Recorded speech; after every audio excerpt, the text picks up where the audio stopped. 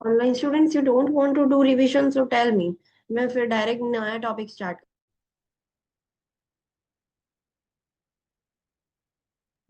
Hematopoietic stem cell transplantation and leukemia, assessment and infection. Okay, so hematopoietic stem cell transplantation में क्या देखा था? What do you mean by hematopoietic stem cell transplantation?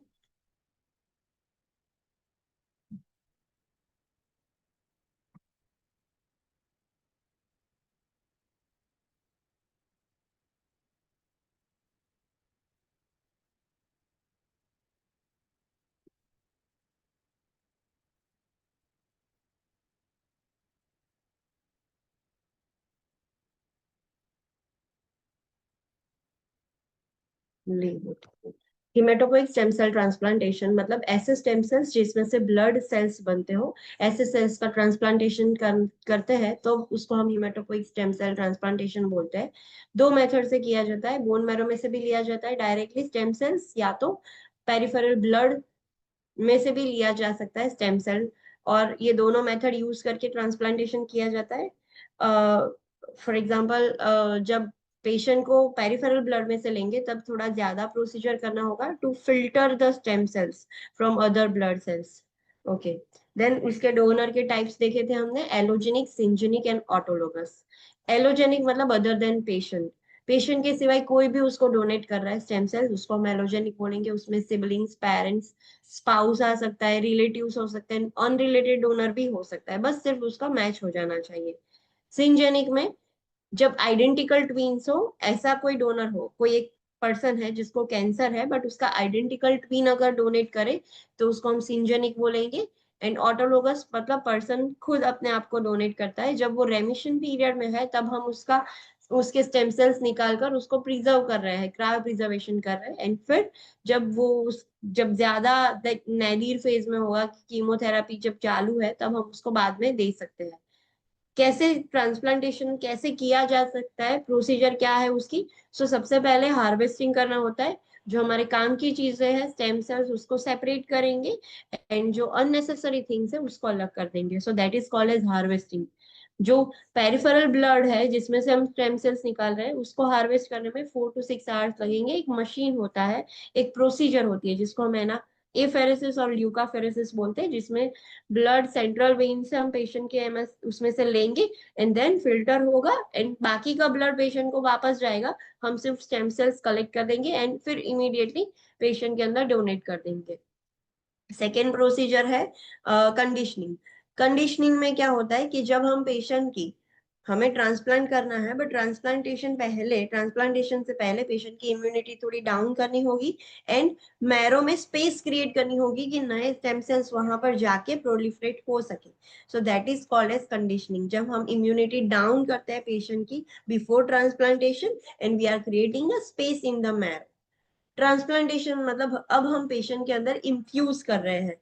Central CVP line से इंफ्यूज किया जा सकता है, वाया इंफ्यूजन पंप, और डायरेक्ट आईवी पुश से भी हम दे सकते हैं स्टेम सेल्स। अभी वो स्टेम सेल्स मेन सर्कुलेशन में जाके फिर वो बोन मैरो में धीरे धीरे चले जाएंगे एंड बोन मैरो में वहां पर वो प्रोलिफरेट होंगे। प्रोलिफरेट होना that is called as engraftment. Transplantation मतलब सिर्फ हम इंफ्यूज कर रहे हैं पेशेंट के अंदर, that is called as transplantation. अब जब ये स्टेम सेल्स मैरो के अंदर जाएंगे, फिर वहां पर सेटल होके प्रोलिफरेट होंगे, ग्रो होंगे, that is called as engraftment. And इसको 2 to 5 weeks जितना टाइम लगता है आफ्टर ट्रांसप्लांटेशन। हमें पता कैसे चलेगा कि एनग्राफ्टमेंट सक्सेसफुल हुआ है? धीरे धीरे पेशेंट के WBC, erythrocytes and platelet counts बढ़ना स्टार्ट हो जाएंगे। पोस्ट ट्रांसप्लांटेशन पीरियड मतलब ट्रांसप्लांटेशन कर दिया है, अभी एनग्राफ्टमेंट नहीं हुआ है, बीच का जो पीरियड है that is called as post transplantation period. उसमें पेशेंट को इन्फेक्शन एंड ब्लीडिंग का रिस्क बहुत ज्यादा होता है, बिकॉज पेशेंट के पास खुद का कोई भी डब्ल्यूबीसी, प्लेटलेट्स और कुछ नहीं है। So that is the state that called as neutropenia and thrombocytopenia, ये डेवलप होता है, दैट इज मोर क्रिटिकल। हमें पेशेंट का बहुत ध्यान रखना पड़ेगा। What is the red important point?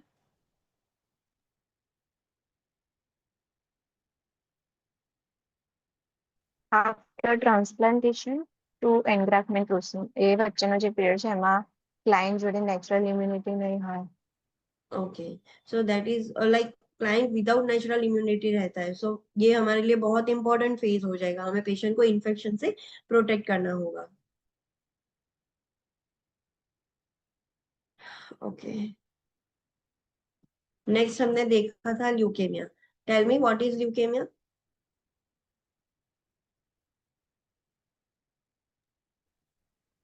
It's a blood cancer in which overproduction of immature WBC.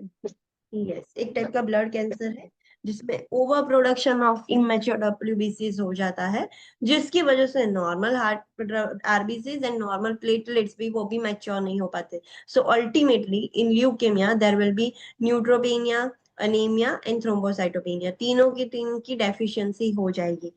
कितने टाइप्स के ल्यूकेमिया है?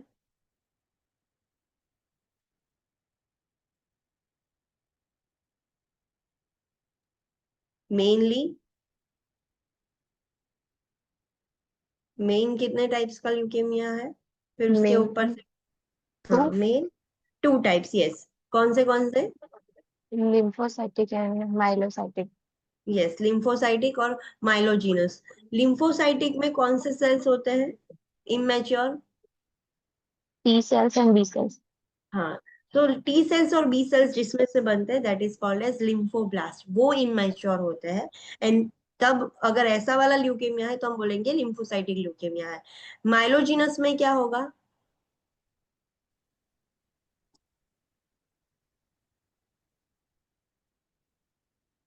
माइलोजीनस ल्यूकेमिया में क्या होगा? कौन से सेल्स इमेच्योर होंगे? Granulocytes. ग्रेन्युलोसाइट। हाँ, Basis. ग्रेन्युलोसाइट्स जिसमें से बनते हैं दैट इज माइलोब्लास्ट, वो इमेच्योर होगा। सो ये हुआ माइलोसाइटिक ल्यूकेमिया। अभी ये भी एक्यूट एंड क्रोनिक ऐसे टाइप का है। एक्यूट मतलब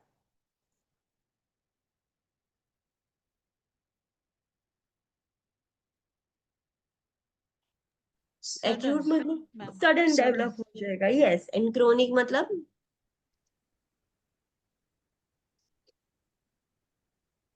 Long term.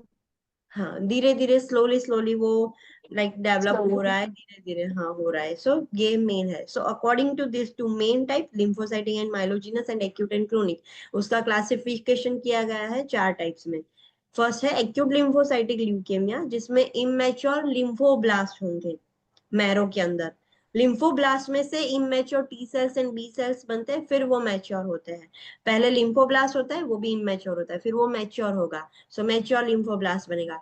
मैच्योर लिम्फोब्लास्ट में से इमेच्योर लिम्फोसाइट्स निकलेंगे, T cells and B cells, and फिर वो मैच्योर लिम्फोसाइट्स हो जाएंगे। सो ये एक्यूट लिम्फोसाइटिक ल्यूकेमिया में मैरो के अंदर इमेच्योर लिम्फोब्लास्ट होंगे। एंड कौन सी एज में सबसे ज्यादा है ऑनसेट? सो 15 years, यंगर देन 15 years है उनमें सबसे ज्यादा होता है। क्रोनिक लिम्फोसाइटिक ल्यूकेमिया में क्या होगा?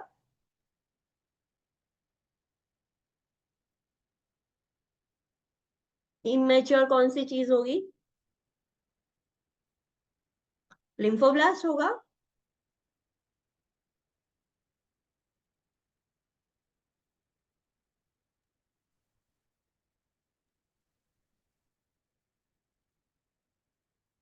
क्या होगा क्रोनिक लिम्फोसाइटिक ल्यूकेमिया में?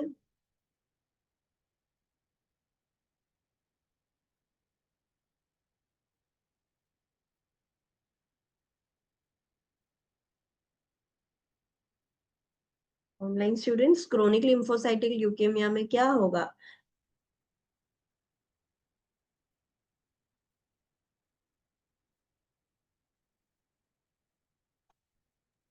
You are not studying at home.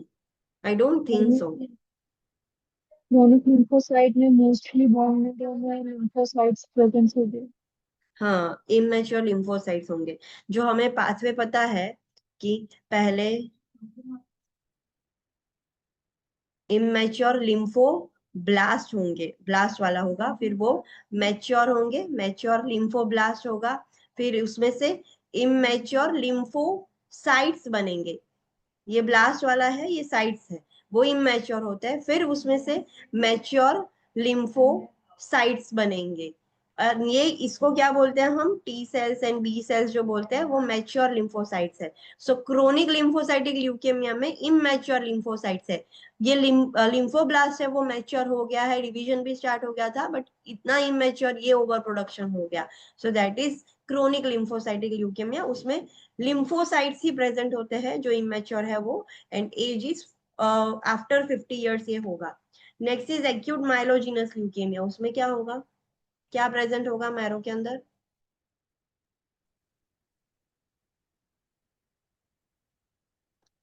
Myeloblast. Myeloblast present होंगे, immature myeloblast. And onset of the onset कब होता है? ये 15 to 39 ईयर्स के अंदर अंदर देखने को मिलते हैं सबसे ज्यादा केसेस। क्रोनिक माइलोजिनस ल्यूकेमिया में क्या होगा, माइलोब्लास्ट अभी मैच्योर होके उसमें से निकल भी गए हैं ग्रेन्युलोसाइट्स, इमेच्योर ग्रेन्युलोसाइट्स निकल गए हैं। सो माइलो क्रोनिक में क्या होगा,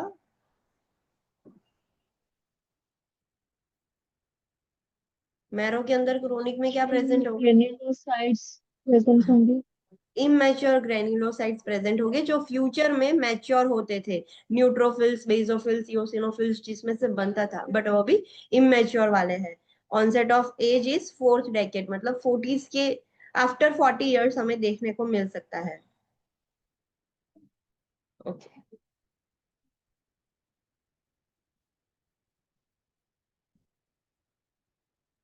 उसका असेसमेंट फाइंडिंग देखा था, कोई भी ल्यूकेमिया वाला पेशेंट होगा तो उसमें साइन एंड सिम्टम्स क्या होंगे? चलो पहले 3 मेन कंडीशन होती है उसके रिलेटेड साइन एंड सिम्टम्स बोलो। चलो, डब्ल्यूबीसी मैच्योर डब्ल्यूबीसी कम है तो उसके रिलेटेड साइन एंड सिम्टम्स कैसे कैसे होंगे?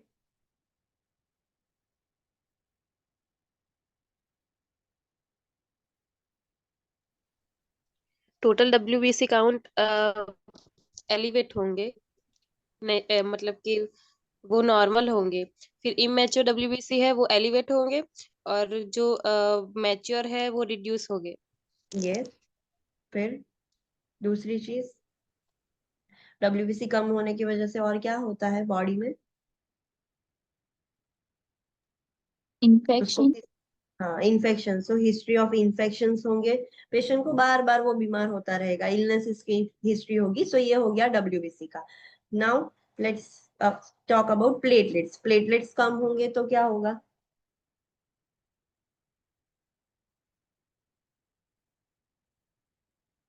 There will be lab test करेंगे, जैसे डब्ल्यूबीसी का लैब टेस्ट किया तो उसमें पता चला कि नॉर्मल, एलिवेटेड, रिड्यूस है। प्लेटलेट का टेस्ट करेंगे तो प्लेटलेट कैसी आएगी? ऑब्वियसली लो। लो आएगी। ओके, उसकी वजह से होगा क्या, प्लेटलेट कम है तो?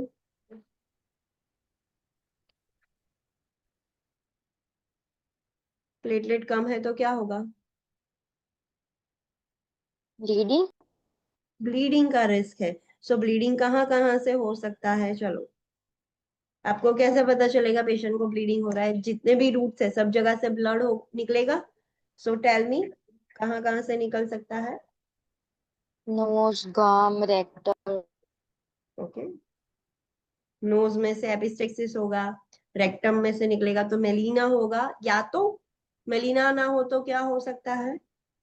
Occult blood. Occult bleeding. Occult blood हो सकता है। यूरिन में निकलेगा हिमेचूरिया, हिमेटेमेसिस भी हो सकता है पेशेंट को, ब्लड इन वॉमिटस। फिर फीमेल होगी तो उसके मेंसेस भी बहुत, मेंस्ट्रुअल फ्लो भी ज्यादा होगा। ब्रशिंग के वक्त गम ब्लीड कर सकते हैं। स्किन के ऊपर क्या दिखेगा? एकाइमोसिस पर। एकाइमोसिस, पैथिकी, परप्यूरा, ये सब चीजें देखने को मिलेगी। All this indicates bleeding. So ये भी पॉइंट्स कवर हो गए। चलो ये वाले भी कवर हो गए। अब हमें पता है कि लो आरबीसीज की वजह से क्या होता है? एनीमिया। अनीमिया। सो उसके साइन एंड सिम्टम्स देखने को मिलेंगे। There will be low haemoglobin, low haematocrit, fatigue होगा, वीकनेस होगा, एनोरेक्सिया होगा, वेट लॉस होगा, पेशेंट पेलर दिखेगा, एंड डिज्निया ऑन एक्सर्शन। क्यों डिज्निया होता है? आरबीसीज के अंदर क्या होता है? O2। आरबीसीज के अंदर डायरेक्टली ऑक्सीजन होता है। आरबीसी के अंदर एचबी होता है, ये एचबी का काम है ऑक्सीजन को कैरी करना। आरबीसी कम होंगे तो अल्टीमेटली एचबी भी कम है, एचबी कम है तो ऑक्सीजन कैरिंग कैपेसिटी भी कम हो जाएगी। सो जब पेशेंट एक्सर्शन एक्सरसाइज करेगा so there will be dyspnoea. फिर कंपेंसेटरी मैकेनिज्म की वजह से टेकिकार्डिया हो रहा है, पाल्पिटेशंस हो रहे हैं एंड ऑर्थोस्टेटिक हाइपोटेंशन होगा।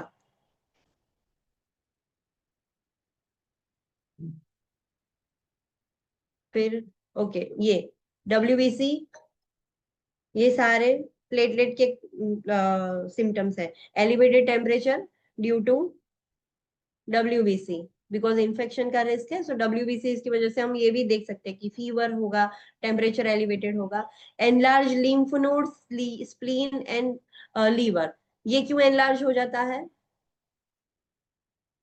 लिम्फ नोड्स एनलार्ज होगा due to immature production of WBC. Spleen and liver क्यों होता है? स्प्लीन को हम क्या बोलते हैं? इट इज अ ग्रेवयार्ड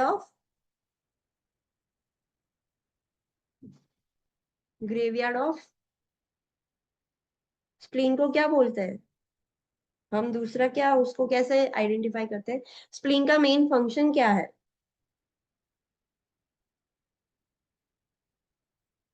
तो स्प्लीन का काम क्या है?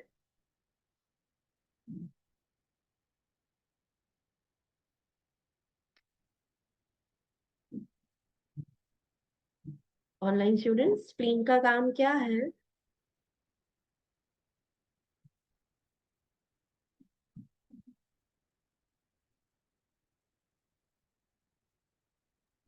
Blood purification. No, it is graveyard of Filtration. RBC. It is graveyard of RBCs. 120 days RBCs की लाइफ स्पान होती है। After 120 days RBCs goes into spleen and वहां पर वो डिस्ट्रॉय हो जाते हैं।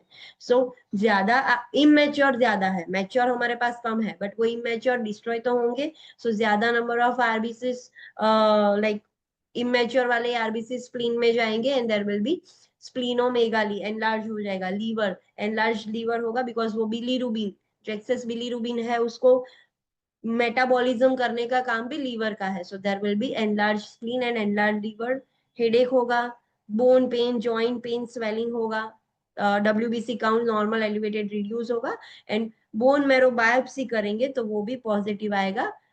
Identifying the leukaemic blast phase cell, मतलब कौन से सेल्स वहां पर प्रेजेंट है बोन मैरो में, हमें पता चल जाएगा कि कौन से इमेच्योर सेल्स है। लिम्फोब्लास्ट है, देन माइलोब्लास्ट है, दैट ग्रेन्युलोसाइट्स है कि लिम्फोसाइट्स है, क्या है वो हमें पता चल जाएगा बायोप्सी में। तो हम टाइप आइडेंटिफाई कर पाएंगे कि कौन से टाइप का उसको ल्यूकेमिया है। So this will the assessment finding. यहां तक किसी को कोई डाउट है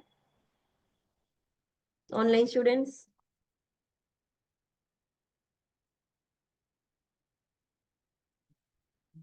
ल्यूकेमिया कंडीशन में और उसके असेसमेंट में किसी को डाउट है? મેમ हाँ મેમ તમે કીધું ઇમેચ્યોર ડબ્લ્યુબીસી લેવલ ઇન્ક્રીઝ થાય તો એમાં લ્યુકોસાઇટોસિસ જોવા ના મળે? हाँ, तो લ્યુકોસાઇટોસિસ જોવા મળે ને, પણ મેચ્યોર તો કમ ઓછા છે। આપણું કામ આપણી બોડીના માટે ઇમ્પોર્ટન્ટ કયા છે? મેચ્યોર ડબ્લ્યુબીસીસ। ઇમેચ્યોર ફાઇટ કરવાના છે નહીં। સો એલિવેટેડ છે, લ્યુકોસાઇટોસિસ છે, પણ મેચ્યોર કેવા છે? આપણે મેચ્યોરને કાઉન્ટ કરીએ તો મેચ્યોર કેવા છે? મેચ્યોર ડબ્લ્યુબીસીસ કેવા છે? ઇન્ક્રીઝ છે કે ડિક્રીઝ ઇન્ક્રીઝ, છે? Mature, mature decrease, mature decrease છે એટલે આપણે મેચ્યોરિટીના ટર્મ્સમાં જોવા જઈએ છે તો મેચ્યોર ઓછા છે। એમાં લાઈક આપણે બીજું જોયું કે અનેમિયા અને પ્લેટલેટ જોવા મળે છે, તો એવું નથી કે એમનું પ્રોડક્શન ઓછું થઈ ગયું છે, પ્રોડક્શન નોર્મલ છે પણ મેચ્યોર નથી થતા। તો મેચ્યોર નથી તો આપણી બોડી માટે કોઈ કામના નથી। આપણી બોડીમાં ઇમેચ્યોર સર્ક્યુલેટ કરશે તો એ બ્લીડિંગ પણ સ્ટોપ નહીં કરી શકે, કે જેનું ફંક્શન છે આરબીસી નું ફંક્શન હિમોગ્લોબિન અને ઓક્સિજન કેરી કરવાનું એ પણ એ નહીં કરી શકે, એટલે પેશન્ટ અનેમિક અને આપણે થ્રોમ્બોસાઇટોપેનિક ગણીએ છીએ। ઇમેચ્યોર તો નોર્મલ છે, પ્લેટલેટ અને આરબીસી નું જે નોર્મલ પ્રોડક્શન થાય છે એ થાય છે, એમાં કોઈ પ્રોબ્લેમ નથી, બટ એ મેચ્યોર નથી થઈ શકતા। સો આપણે એવું તો કન્સિડર નથી કરતા ને કે આરબીસી પણ નોર્મલ છે, પ્લેટલેટ પણ નોર્મલ છે, આપણા માટે મેચ્યોર જોઈએ છે, મેચ્યોર નથી। સો મેચ્યોર ને કન્સિડર કરીને ચાલીએ, સો દેર વિલ બી લ્યુકોસાઇટોપેનિયા થ્રોમ્બોસાઇટોપેનિયા એન્ડ અનેમિયા. અને ઇમેચ્યોર આપણે જોવા જઈએ સો ડબ્લ્યુબીસી માં એ લોકો કહે છે કે એલિવેટેડ હશે તો ઇમેચ્યોર હશે ને ટોટલ આપણે જોવા જઈશું તો નોર્મલ જ રાખશે બીકોઝ ઇમેચ્યોર બહુ બધા છે પણ આપણે જે લ્યુકોસાઇટોસિસ મતલબ આપણે એવું હું તમને સિમ્પલ ટર્મ્સમાં કહું લ્યુકોસાઇટોસિસ મીન્સ મેચ્યોર ડબ્લ્યુબીસીસ એલિવેટ થઈ જાય ઇમેચ્યોર એલિવેટ થાય તો આપણે એને લ્યુકોસાઇટોસિસ ના કહીએ બીકોઝ એ કોઈ કામના નથી ગોટ ઇટ યસ મેમ. હા અને આમાં ઇમેચ્યોર એલિવેટ થઈ જાય છે okay so next is infection that happens in leukemia due to low level of mature WBCs immature બધા બહુ છે જે કોઈ કામના નથી મેચ્યોર ઓછા થઈ ગયા છે સો એ મેચ્યોર આપણા જોડે છે જ નહીં સો એના લીધે ઇન્ફેક્શન નું રિસ્ક વધી જાય છે so let's study about infection can occur through auto contamination or cross contamination the count may be extremely low during the period of greatest bone marrow depression known as nadir yes infection patient को कैसे हो सकता है auto contamination से भी हो सकता है पेशेंट को कुछ खुद से ही अचानक से लाइक इन्फेक्शन हो गया पेशेंट की इम्यूनिटी डाउन है तो उसको इन्फेक्शन हो गया या तो क्रॉस कंटामिनेशन पेशेंट को घर के अंदर या बाहर पर किसी को इन्फेक्शन है और उसको वो इन्फेक्शन लग गया है सो कुछ भी हो सकता है कुछ इन्फेक्शन ऐसे कि किसी को नहीं है घर में बट उसको हो गया so that is auto contamination and cross contamination कोई दूसरे पर्सन से उसको लग रहा है so that is cross contamination जब नेडीर फेज में होगा नेडीर फेज मतलब क्या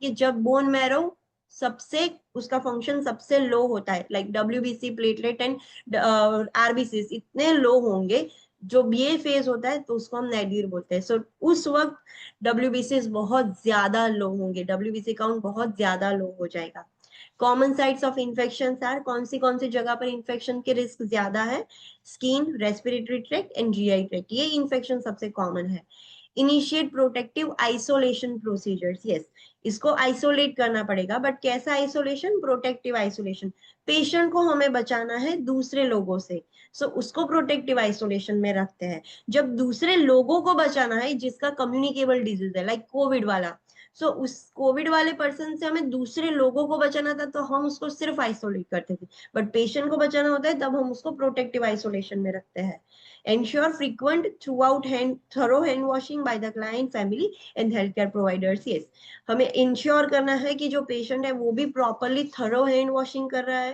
फैमिली मेंबर्स जो भी है वो भी प्रॉपर हैंड वॉशिंग करे एंड जो भी उसको केयर प्रोवाइड करे वो भी प्रॉपर हैंड वॉशिंग करे ये सारे न्यूट्रोपेनिक प्रिकॉशंस कहलाएंगे जब पेशेंट की इम्यूनिटी डाउन होती है न्यूट्रोपेनिया एक्सपीरियंस करता है patient neutropenia means low level of WBCs तब हमें पेशेंट को न्यूट्रोपेनिक प्रिकॉशन लेने होते हैं एंक्लेक्स में ये प्रिकॉशंस इंपॉर्टेंट है neutropenic precaution seizure precaution and bleeding precautions ये 3 प्रिकॉशंस आपको नींद में भी कोई पूछे तो पता होने चाहिए कि कितने कितने प्रिकॉशंस होते हैं सो इसमें सारे ये न्यूट्रोपेनिक प्रिकॉशंस लेने होंगे staff and visitors with known infection or exposure to communicable disease should avoid contact with the client yes कोई स्टाफ मेंबर है जिसको कुछ इन्फेक्शन हुआ है या तो कहीं पर लाइक ऐसी जगह पर गया है जहां पर कम्युनिकेबल डिजीजेस है एक्सपोज हुआ है सो वो स्टाफ मेंबर या कोई विजिटर है तो वो पेशेंट के कांटेक्ट में नहीं आ सकता वरना पेशेंट को इन्फेक्शन हो जाएगा we have to use strict aseptic technique for all the procedures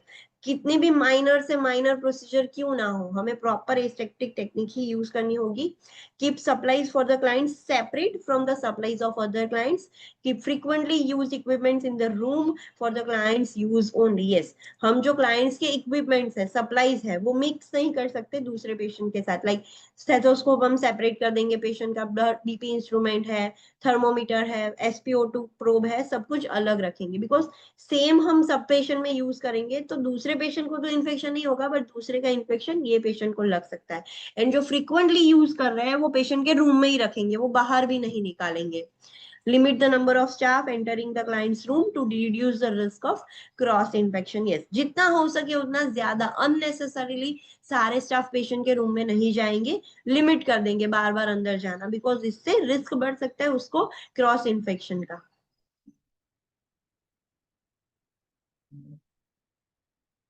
maintain the client in a private room with door closed okay patient को प्राइवेट रूम में रखना है दरवाजे बंद रखेंगे place the client in a room with high efficiency particulate air filtration और a laminar air flow system if possible. Okay, patient को ऐसे रूम में रखना है जहां पर हम एयर फिल्टर्स यूज कर सके, और वो भी हाई एफिशिएंसी वाले अच्छे क्वालिटी के एयर फिल्टर्स हो, ऐसा रूम में रखना है। या तो फिर रूम की जो एयर फ्लो सिस्टम है वो लेमिनार एयर फ्लो हो। लेमिनार मतलब फॉर एग्जांपल ये रूम है और यहाँ पर एंट्रेंस है, ये डोर है पेशेंट के रूम में जाने का। सो जो एयर फिल्टर्स होंगे वो एक ही डायरेक्शन में ऐसे एयर भेजेंगे, एयर अंदर घूमती नहीं रहेगी, वो एक ही लेमिनार फ्लो, एक डायरेक्शन से आगे दूसरी डायरेक्शन से बाहर, दैट्स इट। सो ऐसे लेमिनार एयर फ्लो सिस्टम हमें यूज करें, हो ऐसा वाला रूम हो तो वहां पर रखना है, या तो प्रॉपर एयर फिल्ट्रेशन पेशेंट के रूम में होना चाहिए। Reduce the exposure to environmental organisms by eliminating fresh or raw fruits and vegetables, that is called as neutropenic diet from the diet. Okay, जब पेशेंट की इम्यूनिटी डाउन होती है, neutropenic precaution में ये चीज भी ध्यान रखनी पड़ती है।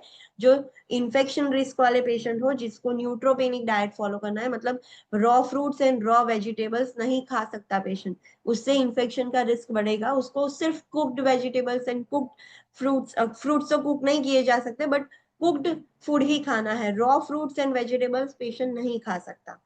Eliminate fresh flowers and live plants from the clients room. Patient के रूम में फ्लावर्स भी हम यूज नहीं कर सकते। लाइक पेशेंट, एंग्लिक्स कंट्रीज में ऐसा रूल है, like it is a tradition कि जब भी पेशेंट कोई एडमिटेड होता है तो बुके लेकर जाता है फ्लावर्स का, गेट वेल सून के लिए। सो ये जो न्यूट्रोपेनिक प्रिकॉशन पे होते हैं जो पेशेंट, उनके रूम में हम फ्रेश फ्लावर्स भी नहीं ले जा सकते, या plants, live plants, show piece वाले नहीं, एक्चुअल प्लांट्स भी पेशेंट के रूम में नहीं ले जा सकते, बिकॉज उसके ऊपर भी माइक्रो ऑर्गेनिजम्स होते हैं जिससे पेशेंट को इन्फेक्शन का रिस्क रहेगा। And avoid leaving standing water in the clients room. Yes, standing water मतलब स्टेगनेंट वाटर, जहां पर पानी जमा हो, ऐसी कोई भी चीज, कोई बाउल में भी या कोई ग्लास में भी आप पानी स्टोर करके नहीं रख सकते जहां पर पानी ऐसे स्टैंडिंग हो। एक्वेरियम ऐसा कुछ भी नहीं रख सकते जिसमें पानी जमा हुआ हो। सो ऐसी चीजें अवॉइड करनी है in the neutropenic precaution. B sure that the client room is clean daily. Yes, client का रूम डेली क्लीन होना चाहिए। assist the client with daily bathing using antimicrobial soap। Daily client को बाथ करवाना है, वो भी एंटीमाइक्रोबियल सोप से। assist the client to perform oral hygiene frequently। Patient को फ्रीक्वेंटली ओरल हाइजीन करनी पड़ेगी, ऐसा नहीं ट्वाइस अ डे ब्रश कर लिया that is okay, no, frequently उसको ओरल हाइजीन मेंटेन करनी पड़ेगी। Initiate a bowel programme to prevent constipation and to prevent rectal trauma. Yes, patient को कॉन्स्टिपेशन भी प्रिवेंट करना है, सो बॉवेल प्रोग्राम स्टार्ट करेंगे। लाइक वॉकिंग करवा सकते हैं, हाई फाइबर डाइट दे सकते हैं, कुछ भी हम करेंगे टू प्रिवेंट द कॉन्स्टिपेशन जिसकी वजह से रेक्टल ट्रॉमा ना हो। Avoid invasive procedures such as injection, insertion of rectal thermometers and urinary catheterization. Yes, unnecessarily invasive procedures नहीं करना है, unnecessary, like unnecessary बार बार frequently injection देना, rectal thermometers लेकर टेम्परेचर लेना, कैथेटराइज करना, इससे भी इन्फेक्शन का रिस्क बढ़ सकता है। Change the wound dressing daily and inspect the wound for redness, swelling और drainage। अगर पेशेंट को कुछ wound है तो उसका ड्रेसिंग, सॉरी, उसका ड्रेसिंग डेली चेंज करना होगा। एंड वुंड, जब भी ड्रेसिंग चेंज कर रहे हैं तो वुंड चेक करना है, रेडनेस, स्वेलिंग, ड्रेनेज तो नहीं है, प्यूरुलेंट ड्रेनेज ऐसा कुछ। Assess the urine for cloudiness and other characteristics of infection. Patient का यूरिन भी चेक करना है, पेशेंट को यूटीआई तो नहीं हो गया है, कोई भी इन्फेक्शन हो सकता है पेशेंट को। सो यूरिन में क्लाउडीनेस है कि नहीं वो चेक करना है, या कोई भी अलग साइन एंड सिम्टम्स है इन्फेक्शन के, सो वो सारी चीजें हम चेक करेंगे।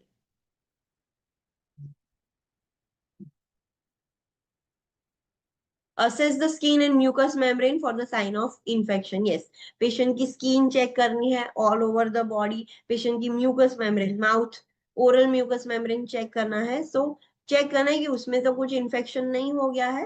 लेट्स सी बॉक्स 45.8, पेशेंट की माउथ केयर कैसे करेंगे जिसको म्यूकोसाइटिस हो गया है। Mucositis means inflammation of the mucous membrane, oral mucous membrane inflamed हो गई है। सो म्यूकोसाइटिस हो गया है पेशेंट को, ऐसा पेशेंट है आपके पास, तो उसके ओरल केयर, माउथ केयर कैसे करोगे? Inspect the mouth daily including roof and under the tongue, between the teeth and cheeks. उसका माउथ डेली इंस्पेक्ट करना है, पेशेंट को माउथ ओपन करवाना है, फिर हमें सब चीज चेक करनी है। पैलेट, रूफ मतलब पैलेट, हार्ड पैलेट चेक करना है, टंग के नीचे चेक करना है, दांत के बीच में चिक्स, जो दांत एंड चिक जो है उसके बीच में हमें चेक करना होगा।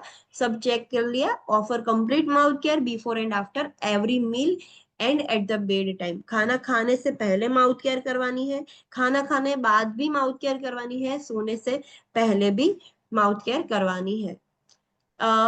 Brush the teeth and tongue with a soft bristle toothbrush और स्पॉन्जेस। यस, जो ब्रश टीथ है, ब्रशिंग करना, उसको एकदम सॉफ्ट ब्रिशल टूथब्रश से ब्रश करना होगा टीथ को।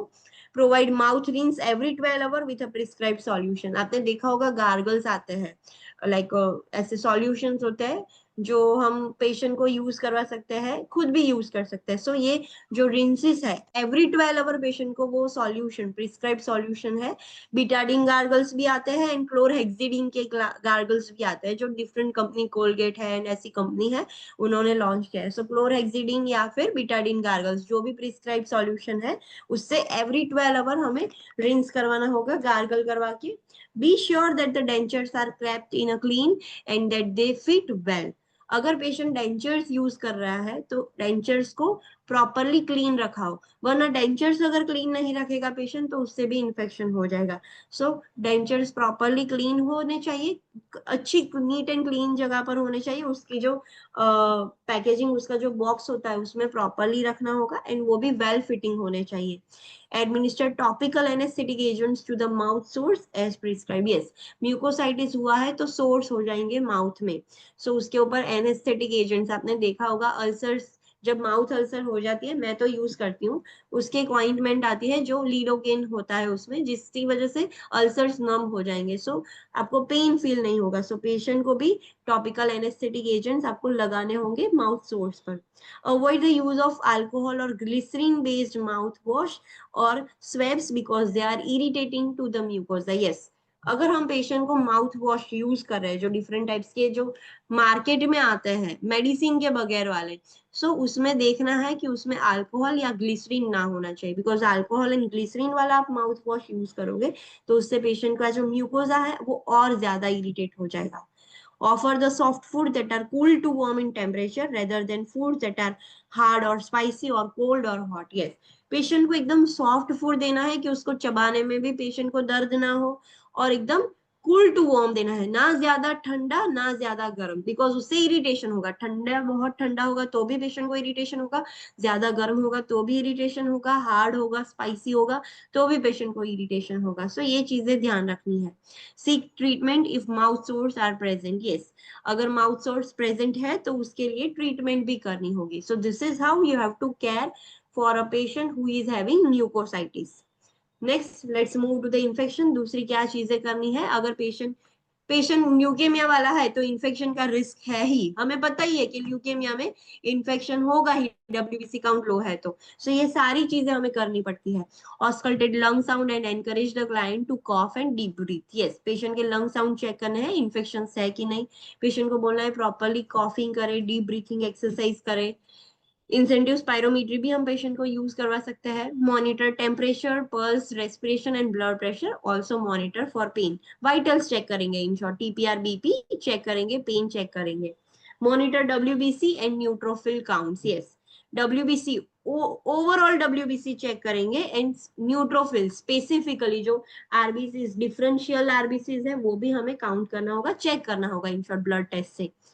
Notify the PSCP if the sign of infection are present and prepare to obtain specimen for culture of the blood, open lesions, urine, sputum, chest radiography may also be prescribed. Yes, हमने patient को बहुत care दी कि infection उसको ना हो, हमने patient को न्यूट्रोपोनिक precaution में रखा, हमने बहुत ध्यान रखा, बट फिर भी अगर इन्फेक्शन हो जाता है सो इमीडिएटली पीएचसीपी को नोटिफाई करना होगा कि पेशेंट के अंदर ये साइन एंड सिम्टम्स है एंड इन्फेक्शन है तो ऑब्वियसली हमें कल्चर करना ही पड़ेगा। सो जहां पर भी इन्फेक्शन है, लाइक ब्लड में से कल्चर लेना है, यूरिन में से लेना है, वुंड कल्चर करना है, स्पूटम का कल्चर करना है, जो भी है हम उसके लिए पेशेंट को प्रिपेयर करेंगे। चेस्ट एक्सरे भी कर सकते हैं हम पेशेंट का। administer prescribe antibiotics, antifungal and antiviral medication. Yes, जिसका भी इन्फेक्शन है, बैक्टीरियल इन्फेक्शन है तो एंटीबायोटिक देंगे, फंगल है तो एंटीफंगल देंगे, वायरल इन्फेक्शन हुआ है तो एंटीवायरल देंगे, जो भी प्रिस्क्राइब किया है अकॉर्डिंग टू दैट हम मेडिसिन देंगे। बट अगर अगर कल्चर करना है तो मेडिसिन देने से पहले करेंगे।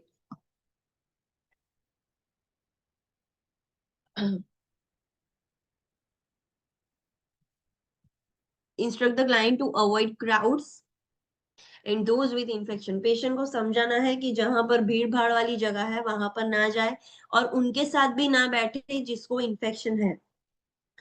Instruct the client about neutropenic diet and enough food safety when preparing a meals. Yes, patient को बोलना है न्यूट्रोपेनिक डाइट लेना है, मतलब raw fruits and vegetables, raw चीज नहीं खा सकता, फ्रेश कुछ भी फ्रेश नहीं खा सकता, उसको कुक करना है। कुकिंग की वजह से, हाई टेम्परेचर की वजह से माइक्रो ऑर्गेनिज्म किल हो जाते हैं।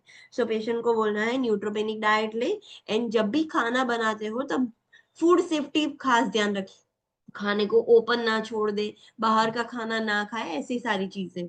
Instruct the client not to drink perishable liquids that have been standing at room temperature for longer than an hour. Yes, perishable liquids, patient को हम ऐसा नहीं कर सकते।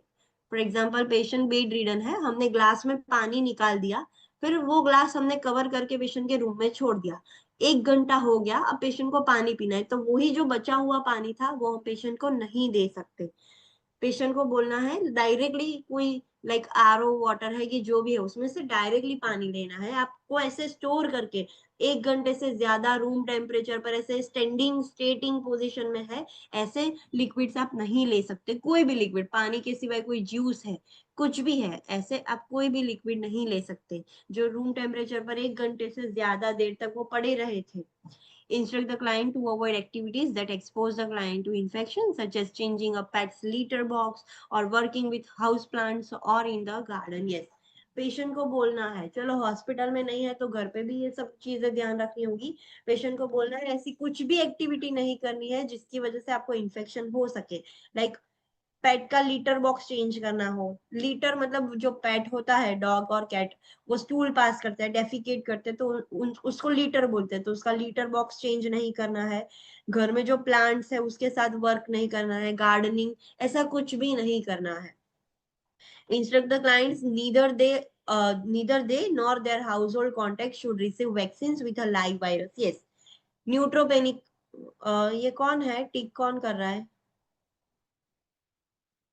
न्यूट्रोपेनिक प्रिकॉशन में ये चीज ध्यान रखनी है, जिसको भी इन्फेक्शन रिस्क होता है वो पर्सन लाइव वैक्सीन नहीं ले सकता। सो पर्सन खुद भी नहीं ले सकता, या उसके घर के कोई भी मेंबर, हाउस होल्ड मेंबर्स भी, उसके घर में जितने लोग रहते हैं उसमें से कोई भी लाइव वैक्सीन नहीं ले सकता। बाकी वैक्सीन पेशेंट सब लेगा, बट लाइव वैक्सीन अवॉइड करनी है। एंड उसकी इम्यूनाइजेशन स्केड्यूल, और हमने ये देखा ही है कि कौन सी वैक्सीन अवॉइड करनी है। New students will study this. Next is very important point. Infection is a major cause of death in an immunosuppressed client. Yes, majorly जो इम्यूनो जो ऐसे कुछ बीमारी है, ये कैंसर है, HIV एड्स है, उसमें बीमारी की वजह से पेशेंट नहीं मर जाता, उसका इम्यूनो सप्रेशन हुआ है, उसकी वजह से इन्फेक्शन होता है एंड उसकी वजह से उसकी जान चली जाती है।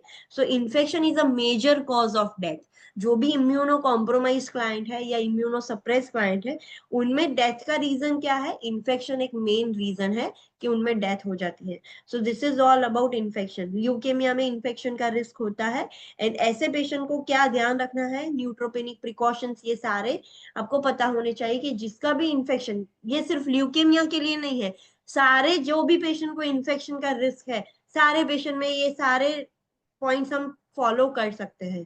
Got it online students? Yes और no? Yes ma'am. Okay, so ये चीज ध्यान रखनी होगी। Next is bleeding. ये जिसने भी किया है प्लीज रिमूव दिस।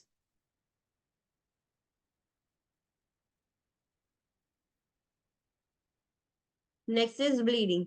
सो हमें पता है कि उसमें प्लेटलेट काउंट लो होता है, सो ब्लीडिंग का भी रिस्क है। सो अब देखेंगे ब्लीडिंग प्रिकॉशंस, क्या चीजें आपको ध्यान रखनी है कि पेशेंट को ब्लीडिंग ना हो।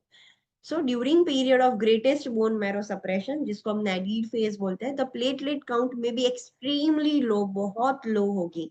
The client is at risk for bleeding when the platelet count falls below 50,000, and a spontaneous bleeding frequently occurs when the platelet count is lower than 20,000 millimeter cube. Okay.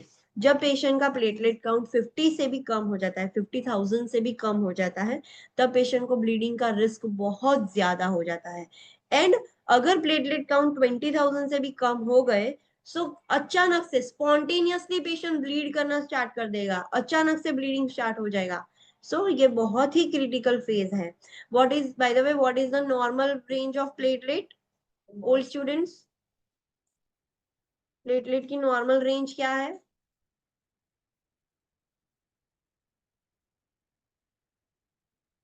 Harsh, Yashraj, you have studied F1. What is the normal range of platelet?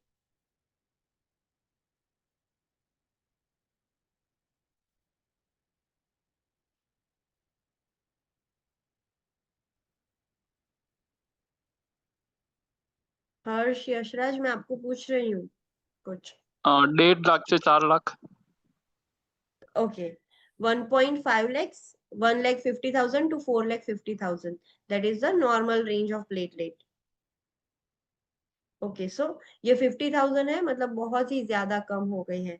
सो वो उसको bleeding का risk है. 20,000 से कम हो जाएगी तो फिर कभी भी ब्लीड हो सकता है. Client with platelet count lower than 20,000 में need a platelet transfusion. Yes, 20,000 से कम हो जाती है तो हमें पता है कि स्पॉन्टेनियसली कभी भी ब्लीड करना स्टार्ट कर देगी. सो जिनकी भी प्लेटलेट काउंट उससे कम है, सो उसको हमें प्लेटलेट ट्रांसफ्यूजन करना होगा. जो हमने कॉम्प्लेक्स केयर में देखा था ब्लड ट्रांसफ्यूजन के प्रोडक्ट से, तो ऐसे ही प्लेटलेट हमें ट्रांसफ्यूज करनी होगी. डेंगू वाले पेशेंट में भी हम करते हैं. For client with anaemia and fatigued, pack RBCs में बी प्रिस्क्राइब. यस, क्लाइंट, जो भी क्लाइंट है जिसको अनीमिया है, फटीग हो गया है, सो हम उसको पैक्ड आरबीसीज देंगे. Monitor laboratory values, lab values check करते रहेंगे. ओके, असेसमेंट फाइंडिंग में हमने एक चीज उसमें नहीं लिखी थी, बट जब प्लेटलेट काउंट लो होगा तब हम कौन सा एक लैब टेस्ट कर सकते हैं जिससे हमें पता चलेगा ब्लीडिंग रिस्क? ऑनलाइन स्टूडेंट्स, जो भी पेशेंट का हमें ब्लीडिंग स्टेटस चेक करना होता है, कौन सा लैब टेस्ट, ब्लड टेस्ट हम करते हैं? Prothrombin type. Okay, yes. So PT INR करते हैं, एपीटीटी टेस्ट करते हैं. सो ये कोएगुलेशन स्टडीज है. इन शॉर्ट, जिसको भी ब्लीडिंग का रिस्क है, हम कोएगुलेशन स्टडीज चेक करेंगे जिसमें पीटीआईएनआर, एपीटीटी वैल्यूज आएगी. सो ये वैल्यूज कैसी होगी? एलिवेटेड होगी, ज्यादा होगी, टाइम ज्यादा लग रहा है ब्लड को क्लॉट होने में. सो ये सारे लैब वैल्यूज हम चेक कर सकते हैं. Examine the client for the sign and symptoms of bleeding. Yes, patient को भी चेक करना है, रेगुलरली एग्जामाइन करना है कि उसको ब्लीडिंग हो रहा है कि नहीं, लाइक पेटिकी है कि नहीं. Examine all the body fluids and excrement for the presence of blood. Body, सारे बॉडी फ्लूइड्स चेक करने हैं जहां से भी एक्सक्रीशन हो रहा है, यूरिन, स्टूल, म्यूकस, सब चीजें चेक करनी है. There will be haematuria, haemoptysis, haematemesis, melaena, epistaxis, सारी जगह से जहां से भी सिक्रीशन निकल रहा है, एक्सक्रीशन हो रहा है, सब चीजें चेक करनी है कि वहां पर ब्लड है कि नहीं. Handle the client gently, use caution when taking blood pressure to prevent the skin injury. Yes, ऐसे पेशेंट को बहुत केयरफुली हैंडल करना होगा. अगर पेशेंट को लग गया तो ब्लीडिंग स्टार्ट हो जाएगा. पेशेंट, ऐसे पेशेंट में ब्लड प्रेशर भी बहुत कॉशियसली लेना होता है, बिकॉज स्किन इंजरी हो जाती है. आपने कभी ऐसा पेशेंट देखा है कि जिसको ब्लड प्रेशर ले रहे थे, बीपी कफ की वजह से वहां पर लाइक पूरा रेड रेड हो जाता है, पैटेकी हो जाता है, एकाइमोसिस हो जाता है? ऐसा देखा है कोई पेशेंट इन योर इंटर्नशिप और ड्यूरिंग योर जॉब? यस और नो? देखा है कि नहीं देखा है, वो तो बोलो. नहीं. ओके, सो जो भी ब्लीडिंग प्रिकॉशन वाले रिस्क वाले पेशेंट होते हैं, सबसे कॉमन आईसीयू में, ऐसे हाई रिस्क वाले पेशेंट आईसीयू में ही होंगे. सो ऐसे पेशेंट को अगर आप बीपी कफ मेजर करोगे, सो बीपी लेते वक्त क्या होता है, कॉफ एकदम टाइट हो जाता है, सो उससे ये जो ब्लीडिंग रिस्क वाले पेशेंट हो उनकी कैपिलरीज रप्चर होके ब्लीड हो सकता है। सो जब बीपी कफ आप खोलोगे तो नीचे पूरा एकाइमोसिस हो जाएगा, इट इंडिकेट्स इंटरनल ब्लीडिंग। सो ऐसे पेशेंट में जिसको ब्लीडिंग का रिस्क है उसमें ब्लड प्रेशर बहुत कॉशियसली लेना होता है, बहुत ध्यान से लेना होता है, वरना स्किन इंजरी हो जाएगी और अंडरनीथ ब्लीडिंग स्टार्ट हो जाएगा। Monitor for the signs of internal haemorrhage. Okay, बाहर चलो, बाहर तो ब्लड निकल रहा है तो हमें पता चलेगा कि ब्लड लॉस हो रहा है। अंदर इंटरनल हेमरेज हो गया है तो ब्लड बाहर नहीं आ रहा है, चलो इनिशियली बाहर नहीं आएगा, तो आपको पता कैसे चलेगा कि पेशेंट को इंटरनल हेमरेज हो गया है? तो उसके साइन एंड सिम्टम्स क्या है? पेशेंट को सडनली वो जगह पर पेन होना स्टार्ट हो जाएगा बिकॉज हेमरेज हो रहा है। Rapid and weak pulse, haemorrhage हो रहा है, ब्लड लॉस हो रहा है, so heart as a compensatory mechanism heart rate बढ़ा देगा बट क्वालिटी कम होगी, so there will be rapid and weak pulse. Tachycardia होगा बट वीक होगा। इंक्रीज एब्डोमिनल गर्थ, सोचो कि अंदर इंटरनल एब्डोमेन के अंदर ही अंदर ब्लीडिंग हो रहा है, सो एब्डोमिनल गर्थ बढ़ जाएगा। एब्डोमेन गार्डनिंग होगा, पेशेंट ऐसे पेट को ऐसे पकड़ कर बैठ जाएगा, गार्ड करके बैठ जाएगा एब्डोमेन को। And there will be change in the mental status, patient का कॉन्शियस लेवल भी कम होता जाएगा, मेंटल स्टेटस भी चेंज होता जाएगा, वो धीरे धीरे कम होता जाएगा, डेक्लाइन होता जाएगा। So this are the indications कि पेशेंट को इंटरनली हेमरेज होना स्टार्ट हो गया है, फिर वो धीरे धीरे बाहर निकलेगा बॉडी में, बट एक बार ब्लीडिंग स्टार्ट हो जाएगा सो ये साइन एंड सिम्टम्स देखने को मिलेंगे। There will be tachypnoea also and hypotension भी होगा। ये साइंस है कि पेशेंट हाइपोवोलेमिया में जा रहा है, ब्लड लॉस होने की वजह से there will be hypovolaemia.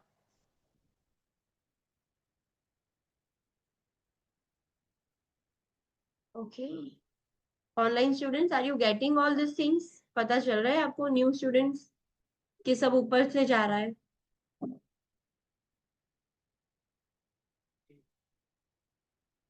Online students, I'm asking something.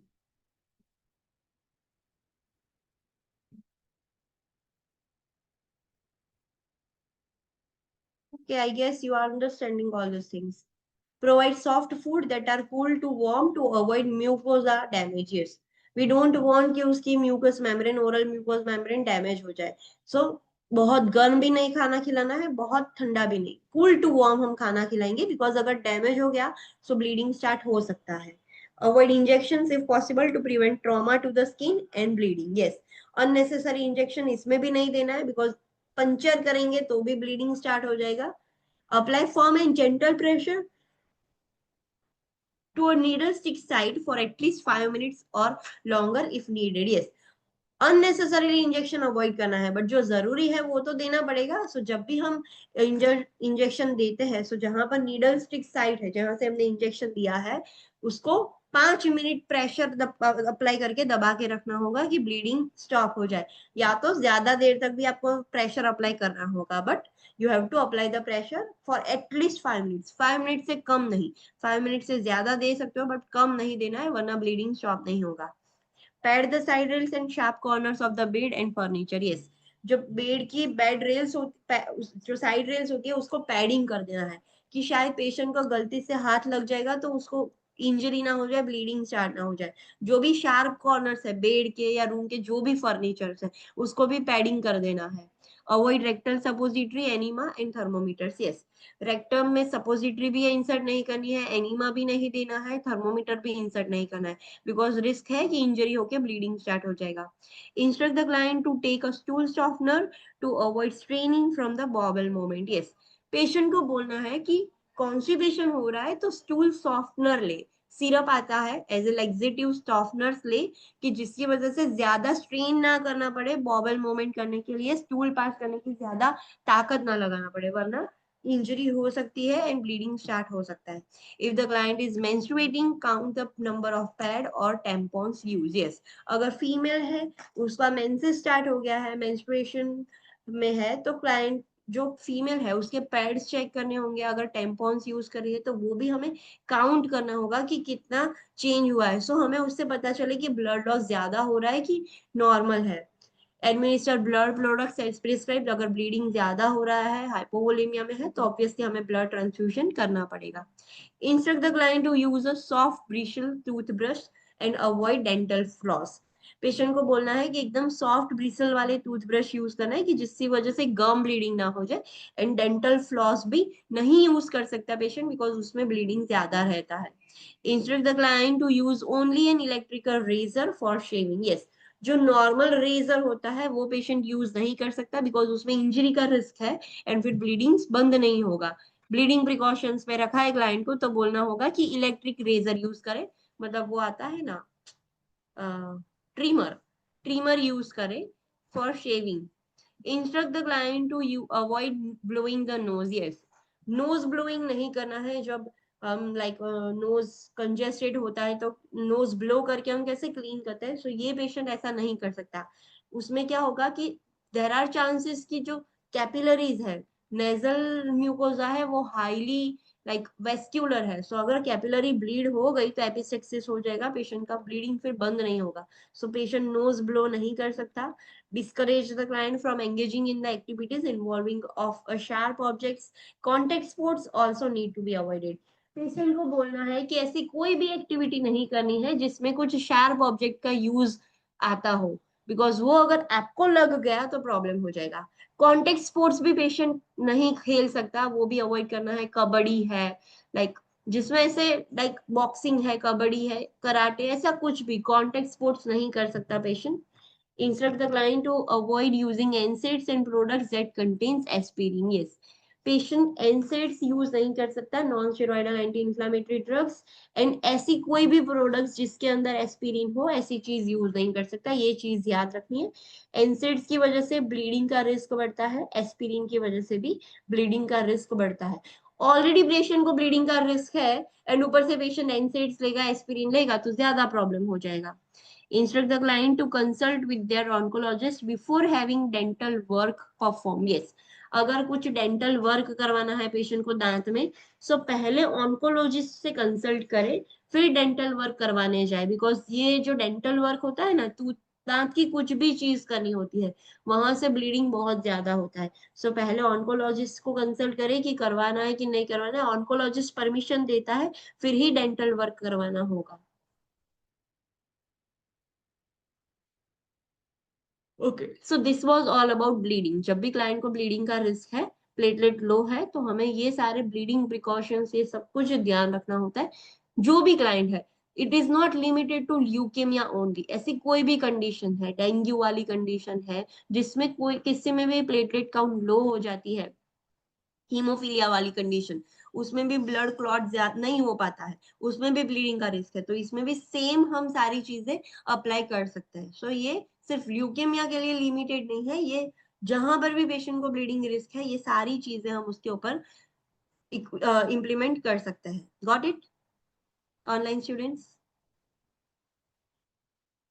Yes और no? Yes ma'am. Okay, now let's take a Yes, short ma'am. Break of 10 minutes, फिर हम नेक्स्ट टॉपिक देखते हैं।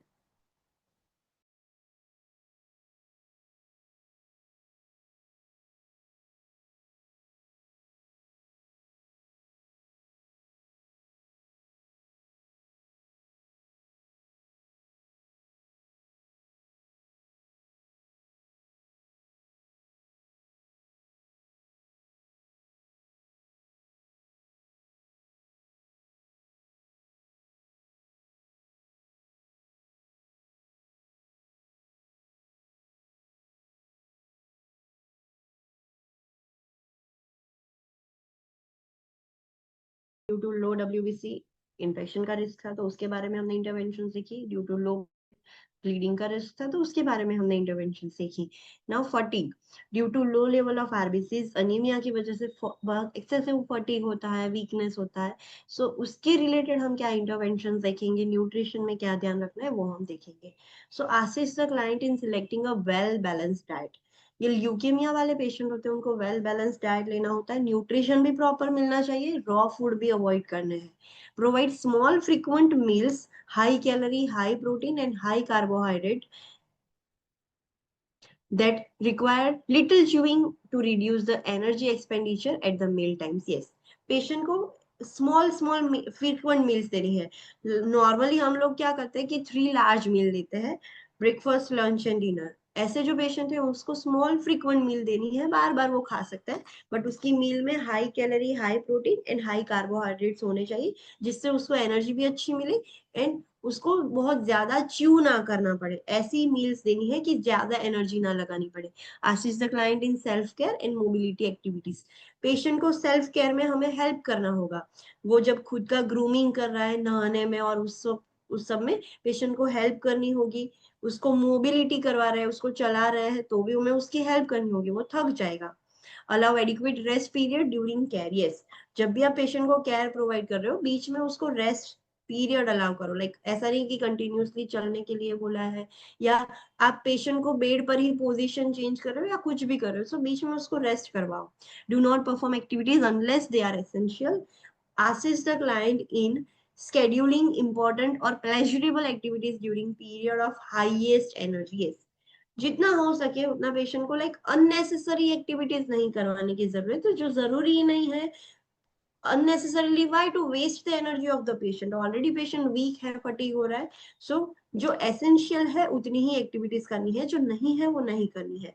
एंड पेशेंट को बोलना है उसको जो एक्टिविटीज से खुशी मिलती है, प्लेजरेबल एक्टिविटीज है, ऐसी कुछ इंपॉर्टेंट एक्टिविटीज है, वो कब कर सकता है पेशेंट? कि जब उसको ऐसा लगता है कि दिन में, पूरे दिन में ये टाइम पर मुझे ज्यादा एनर्जेटिक फील होता है। लाइक नाश्ता करने के बाद, खाना खाने के बाद ज्यादा एनर्जेटिक फील होता है, तो उस टाइम पर उसको जो एक्टिविटीज से खुशी मिलती है, जो एक्टिविटीज इंपॉर्टेंट है, वो कर सकता है। Administer blood products for anaemia as prescribe. Yes, blood products भी हम दे सकते हैं अनीमिया के लिए। सो ये सारी चीजें की जा सकती है। Okay, so this was all about fatigue and nutrition. Now additional interventions. ये तो symptomatic management हुआ कि ल्यूकेमिया में WBC प्लेटलेट एंड आरबीसीज कम हो जाते हैं, उसके लिए हमने ध्यान रखा, बट ल्यूकेमिया के लिए भी तो कुछ करना पड़ेगा। सो एडिशनल इंटरवेंशन क्या है? कीमोथेरापी है, हम कीमोथेरापी ही कर सकते हैं। Just a minute. कीमोथेरापी ही हम दे सकते हैं। सो कीमोथेरापी में कौन से टाइप्स की कीमोथेरापी देनी है? केमिकल्स ही यूज करना है, बट उसके भी टाइप्स है। First is induction therapy. Induction मतलब इंड्यूस करना, कुछ स्टार्ट करना।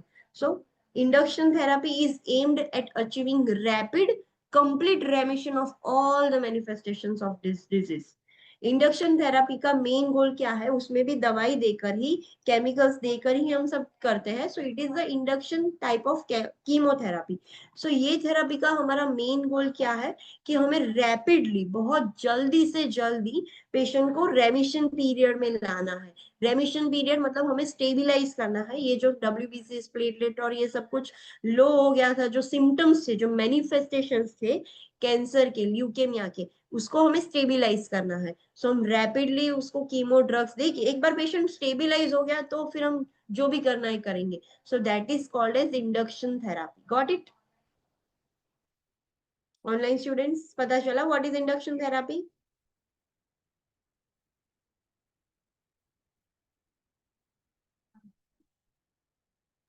yes ma'am. Okay, next is consolidation therapy. Consolidation therapy का मतलब क्या? It is administer early in the remission with the aim of curing. Yes, जब भी रेमिशन पीरियड, हमने रेमिशन पीरियड सेट करने के लिए इंडक्शन थेरापी दी। अब रेमिशन पीरियड हो गया, पेशेंट स्टेबिलाईज हो गया, so early in the रेमिशन period अब हम कंसोलिडेशन थेरापी देंगे। उसमें भी कीमोथेराप्यूटिक एजेंट्स ही होते हैं, बट नाउ हमारा गोल क्या है? कि हमें अब क्योर करना है। एक बार पेशेंट स्टेबल हो गया, नाउ हमें उसको क्योर भी करना है, सिर्फ स्टेबल पर लाके छोड़ देना नहीं है। अब हमें उसको क्योर करने का मेन हमारा गोल है। सो ये गोल जब हम फॉलो करते हैं, उसके लिए जब हम कीमोथेराप्यूटिक एजेंट्स देते हैं, so that is called as consolidation therapy. Next is maintenance therapy. अब जो हमने दवाई दी है, सब कुछ दिया है, उसको मेंटेन भी तो करना है बहुत महीनों तक, सालों तक। So that is called as maintenance therapy. It may be prescribe for months और years for successful induction and consolidation therapy. The aim is to maintain the remission. For example, हमने इंडक्शन थेरापी स्टार्ट कर दी, chemotherapeutic agents दवाई देकर हमने रेमिशन period achieve कर लिया, but वो रेमिशन पीरियड रहना भी तो चाहिए, ऐसा ना हो कि फिर दवाई बंद कर दोगे तो रेमिशन पीरियड फिर से एक्सर्सरबेट हो जाए, वी डोंट वांट दैट। सो उसको मेंटेन करने के लिए इंडक्शन के बाद हम मेंटेनेंस थेरेपी देंगे, सो कुछ महीनों तक रेमिशन पीरियड होगा। अब रेमिशन पीरियड हो गया है, स्टेबल है patient, now we want to cure the cancer, so हम अभी कंसोलिडेशन थेरेपी स्टार्ट कर रहे हैं। मेन गोल है अब हमें क्योर करना है, सो उसको भी मेंटेन करने के लिए फिर से हमें मेंटेनेंस थेरेपी देनी होगी, कंसोलिडेशन थेरेपी की भी। So that is called as maintenance therapy. Exam में आपको ऐसा नहीं पूछेंगे what is induction, what is consolidation, what is maintenance, this is for your understanding कि ऐसा होता है। Next, administer antibiotic, antibacterial, antiviral and antifungal medication as prescribed along with chemotherapy। ये सारी चीजें फर्स्ट एडिशनल इंटरवेंशन में एक कीमोथेरेपी देखा, सेकेंड हम कीमोथेरेपी के साथ साथ ये मेडिसिन भी देंगे depending according to the need. Administer colony stimulating factors as prescribe. Yes, colony stimulating factors देंगे, किसकी कॉलोनी हमें बढ़ानी है अभी, जो कम हो गया है, WBCs, RBCs एंड प्लेटलेट जो इमेच्योर है, मैच्योर वाले कम हो गए हैं, सो वो हमें बढ़ाने हैं, हमें मैच्योर करना है उसको। सो ऐसी कुछ दवाई आती है जिसको हम बोलते हैं कोलोनी स्टिमुलेटिंग फैक्टर्स, ये भी हम एडमिनिस्टर कर सकते हैं पेशेंट के अंदर। Administer blood replacement as prescribe. Yes, हम ब्लड रिप्लेसमेंट भी कर सकते हैं, ब्लड ट्रांसफ्यूजन, उसमें हम प्लेटलेट भी दे सकते हैं, होल ब्लड ट्रांसफ्यूजन भी कर सकते हैं पेशेंट को। Prepare the client for transplantation if indicated. Yes, अगर डॉक्टर ने बोला है कि हमें ट्रांसप्लांटेशन करना है, कौन सा ट्रांसप्लांटेशन, कौन सा ट्रांसप्लांटेशन किया जाता है,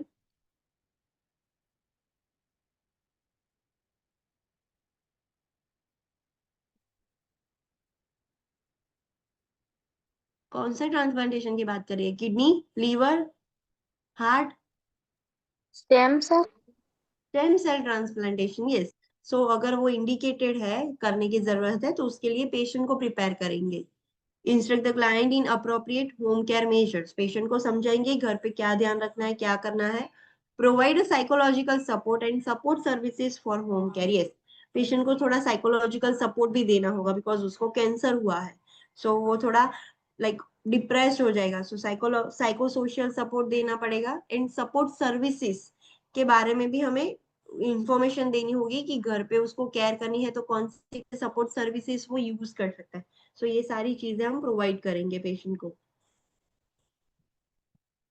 that is all about leukaemia. So leukaemia क्या है वो हमने स्टडी किया, उसके साइन एंड सिम्टम्स, फिर हमने उसमें देखा कि ब्लीडिंग का होता है तो क्या देखने का है, bleeding, infection and fatigue, nutrition and additional information. Next is lymphoma. Lymphoma क्या होता है, किसी को पता है लिम्फोमा में किसका कैंसर होता है,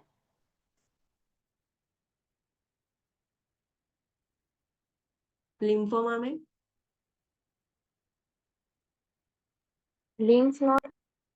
लिम्फ नोड। यस, हमने जब पहले देखा था कैंसर के दो टाइप्स थे, एक तो सॉलिड ट्यूमर था एंड एक हिमेटोलॉजिकल था। हिमेटोलॉजिकल में ब्लड रिलेटेड जो कैंसर होते हैं वो होते थे, तो उसमें तीन एग्जांपल्स थे, एक ल्यूकेमिया था, एक लिम्फोमा था एंड एक मल्टीपल माइलोमा था। So lymphoma is a kind of haematological cancer, इसमें लिम्फ नोड का कैंसर होता है, बट एग्जैक्टली लिम्फ नोड में कैंसर होता क्यों है, उसके पीछे का रीजन भी WBC ही है, इसमें भी सेम WBC है। WBC क्या करेगा, जो abnormal immature growth of WBC हुआ है, सो एक्सेस WBC लिम्फ नोड में जाकर अक्यूमुलेट हो जाएंगे एंड फिर वहां पर वो ट्यूमर ग्रो हो जाएगी एंड लिम्फ नोड कैंसरियस हो जाती है। सो लिम्फ नोड के कैंसर को हम लिम्फोमा बोलते हैं, बट हुआ क्यों, that is also due to accumulation of excessive immature WBC. Got it? Yes or no? Yes. Okay, so lymphoma, lymphoma दो टाइप के होते हैं, Hodgkin's lymphoma and non Hodgkin's lymphoma. Today we are going to study about Hodgkin's lymphoma. Hodgkin's lymphoma के बारे में हम study करने वाले हैं। सो लिम्फोमा में भी हॉजकिंस डिजीज, उसके बारे में पढ़े रहेंगे। The disease usually involves lymph nodes, tonsil, spleen and bone marrow, ये सारे इम्यूनिटी के ऑर्गन्स हैं। lymph nodes helps in helps to give the fight against infection। हमारा टॉन्सिल्स भी वही काम करता है, सो आपने देखा होगा कि जिसके भी टॉन्सिल्स रिमूव किए जाते हैं या स्प्लीन रिमूव किया जाता है, वो पर्सन को इन्फेक्शन के बारे में बहुत ध्यान रखना पड़ता है आफ्टर टॉन्सिलेक्टोमी और splenectomy. So lymph node, tonsil, spleen and bone marrow, ये इम्यूनोलॉजिकल ऑर्गन्स कहलाए जाते हैं जो हमारे इन्फेक्शन में फाइट करने के लिए हमें हेल्प करते हैं। सो यहाँ पर भी वो कैंसर हो सकता है बिकॉज WBCs वहां पर जाके इन्वेड हो जाएंगे और फिर वहां पर ही ट्यूमर ग्रो हो जाएगी।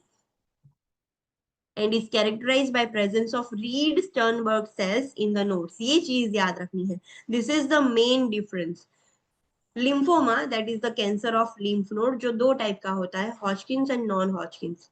हॉजकिंस लिम्फोमा में जब जो पेशेंट की जो लिम्फ नोड है या जहां पर भी ट्यूमर है, टॉन्सिल में है, स्प्लीन में है, बोन मैरो में है, कि लिम्फ नोड्स में है, जब बायोप्सी की जाती है, सो बायोप्सी अगर माइक्रोस्कोप में देखेंगे तो एक स्पेशल टाइप के सेल्स दिखेंगे, that is called as Reed Sternberg sales.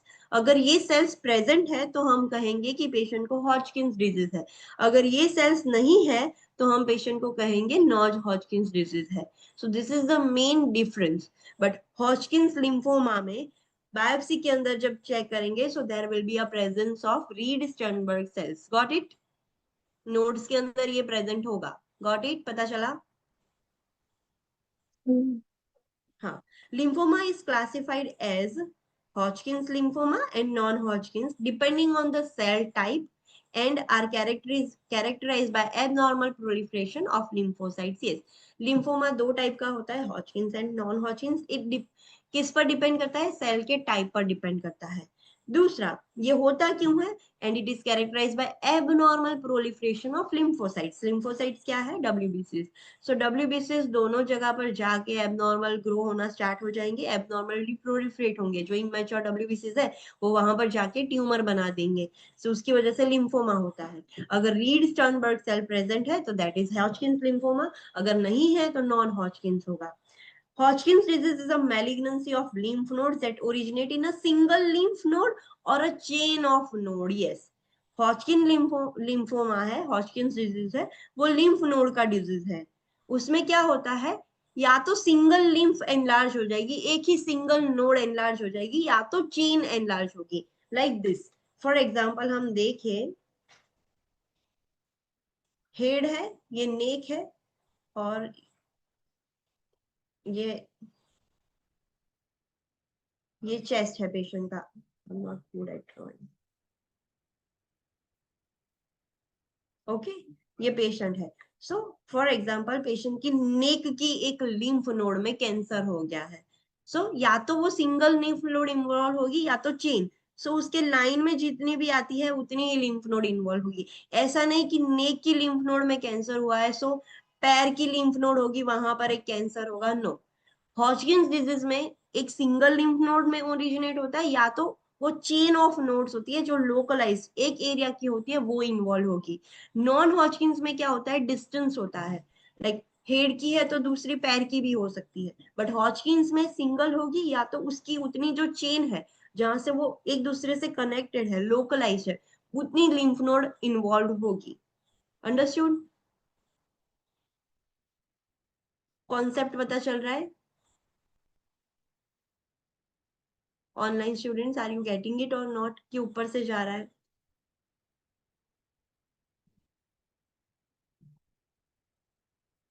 Okay. Metastasis occurs to others adjacent lymph structures and eventually invades to non-lymphoid tissues. Yes, इसमें भी metastasis हो सकता है। Adjacent lymph structure, एक lymph node involve हुई तो उसके बाजू वाली होगी, उसके फिर उसके बाजू वाली होगी। So adjacent, नजदीक के lymph structures, उसमें metastasis हो सकता है, उसमें जा सकता है कैंसर। एंड धीरे धीरे धीरे धीरे करके फिर non lymphoid tissues, non lymphoid tissues मतलब जो लिम्फेटिक सिस्टम में नहीं आता है, दूसरे ऑर्गन्स में भी वो स्प्रेड हो सकता है। फॉर एग्जाम्पल नेक की जो लिम्फ नोड है उसका कैंसर हुआ है तो फिर वहां पर कोई भी लाइक थायराइड में भी इन्वॉल्व हो सकता है, इन्वेड हो सकता है, मेटास्टेसिस हो सकता है, नॉन लिम्फोइड टिश्यूज में भी वो कैंसर स्प्रेड हो सकता है। पॉसिबल कॉज इंक्लूड, हाँ, इस लिम्फोमा होता कैसे है? तो देर आर कॉजेस, बट वो पॉसिबल कॉज है, ऐसा नहीं है कि इससे ही होगा। There are possibilities due to viral infections, Client treated with combination chemotherapy for Hodgkin's disease have greater risk of developing acute leukemia and non-Hodgkin's lymphoma among other secondary malignancies. Yes, एक main cause है कि viral infection हुआ है patient को, जो ऑन्कोवायरसिस है उससे शायद इन्फेक्शन हुआ है, तो उसकी वजह से हो सकता है लिम्फोमा। फिर दूसरी चीज है कि अगर कोई पेशेंट को हॉचकिंस डिजीज है, उसके लिए पेशेंट कीमो ले रहा है, अभी कीमो की वजह से पता है हमें कि माइलो सप्रेशन होता है, so due to chemotherapy there are higher risk of developing acute leukaemia, फिर उसको ल्यूकेमिया भी हो जाएगा, ब्लड कैंसर भी हो सकता है, नॉन हॉचकिंस लिम्फोमा भी हो सकता है। This are the secondary malignancy. Primary malignancy मतलब पहले लिम्फोमा था, उसकी वजह से दूसरा कैंसर हो गया, that is secondary malignancy. So Hodgkin's lymphoma की वजह से, हॉचकिंस डिजीज की वजह से अगर हम उसको कीमोथेरापी दे रहे हैं तो उसकी वजह से रिस्क है कि ल्यूकेमिया हो सकता है या नॉन हॉचकिंस हो सकता है। जरूरी नहीं है कि सारे पेशेंट को होगा, but there are higher risk कि पेशेंट को हो सकता है। Prognosis depends on the stage of disease. Obviously patient बचेगा कि नहीं बचेगा वो किस पर डिपेंड करता है, स्टेज ऑफ द डिजीज पर, कौन से स्टेज में है patient. It can affect any age group. However, it appears to peak in teens and young adults and adults in their 50s and 60s. कोई भी एज ग्रुप में हो सकता है हॉचकिंस लिम्फोमा, बट सबसे ज्यादा टीनेजर्स है या यंग एडल्ट्स है, उनमें ज्यादा है। 50s और 60s वाले जो ओल्डर पीपल है, ओल्डर एडल्ट्स है, उनमें भी ज्यादा देखने को मिलता है हॉचकिंस लिम्फोमा। पता चला what is Hodgkin's lymphoma? Yes और नो? इतना याद रखना है आपको, एग्जाम में आपको ये डिटेल में नहीं पूछेंगे, बट आपको जब लिम्फोमा वर्ड या पढ़ा हो आपने क्वेश्चन के अंदर हॉचकिंस लिम्फोमा ऐसा वर्ड पढ़ते हो, तो इतना याद रखना है कि एक टाइप ऑफ लिम्फ नोड का कैंसर है। बायोप्सी में हमें रीड स्टर्नबर्ग सेल्स देखने को मिलेंगे, सो दैट इज, एंड ये कैंसर होता क्यों है? Due to accumulation of immature डब्ल्यूबीसीज, लिम्फ नोड कैंसेरियस हो जाती है, so that is called as Hodgkin's lymphoma. अब पता चला?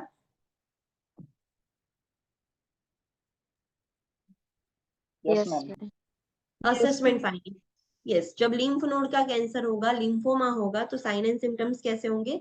सो there will be fever, chills and tachycardia होगा, मलेज, फटीग, वीकनेस, ये सब चीजें कॉमन होगी, बिकॉज इसकी वजह से भी, ये भी मेन रीजन क्या है कि डब्ल्यूबीसीज की वजह से हुआ है। सो इमेच्योर डब्ल्यूबीसीज बोन मैरो में ही बनते हैं, उसकी वजह से आरबीसीज प्लेटलेट्स तो बन ही नहीं पाएंगे, एंड वो लिम्फ नोड कैंसरियस क्यों हो गई? बिकॉज वो सारे इमेच्योर डब्ल्यूबीसीज लिम्फ नोड में आके अक्यूमुलेट हो गए एंड फिर वहां पर ट्यूमर बननी स्टार्ट हो गई।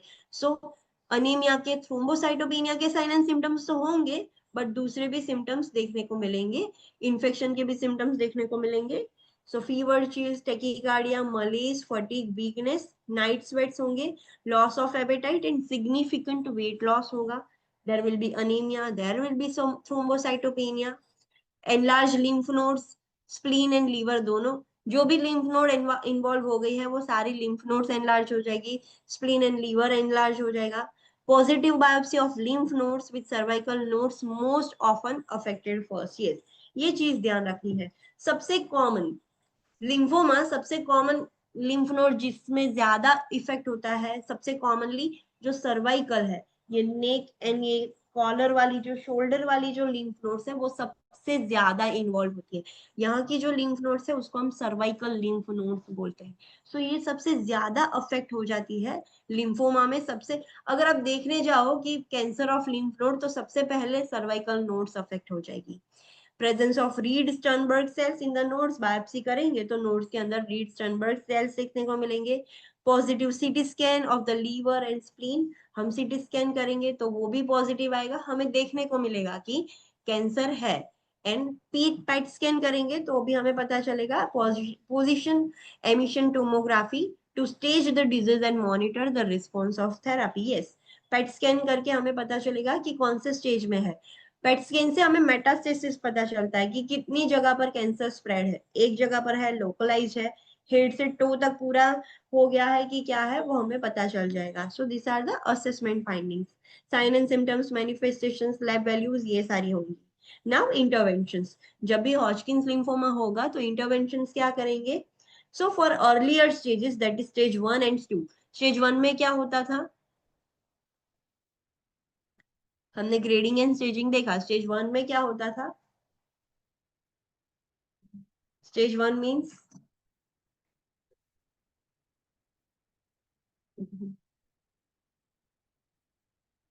What is stage 1? ऐसा ही होगा जब क्वेश्चन में लिखा होगा stage 1 and 2, we have to recall कि स्टेज 1 एंड 2 क्या था। What is stage 1 and 2? localized tumor to हाँ, लोकलाइज है, वहां पर ही है। सो स्टेज 1 हुआ। Stage 2?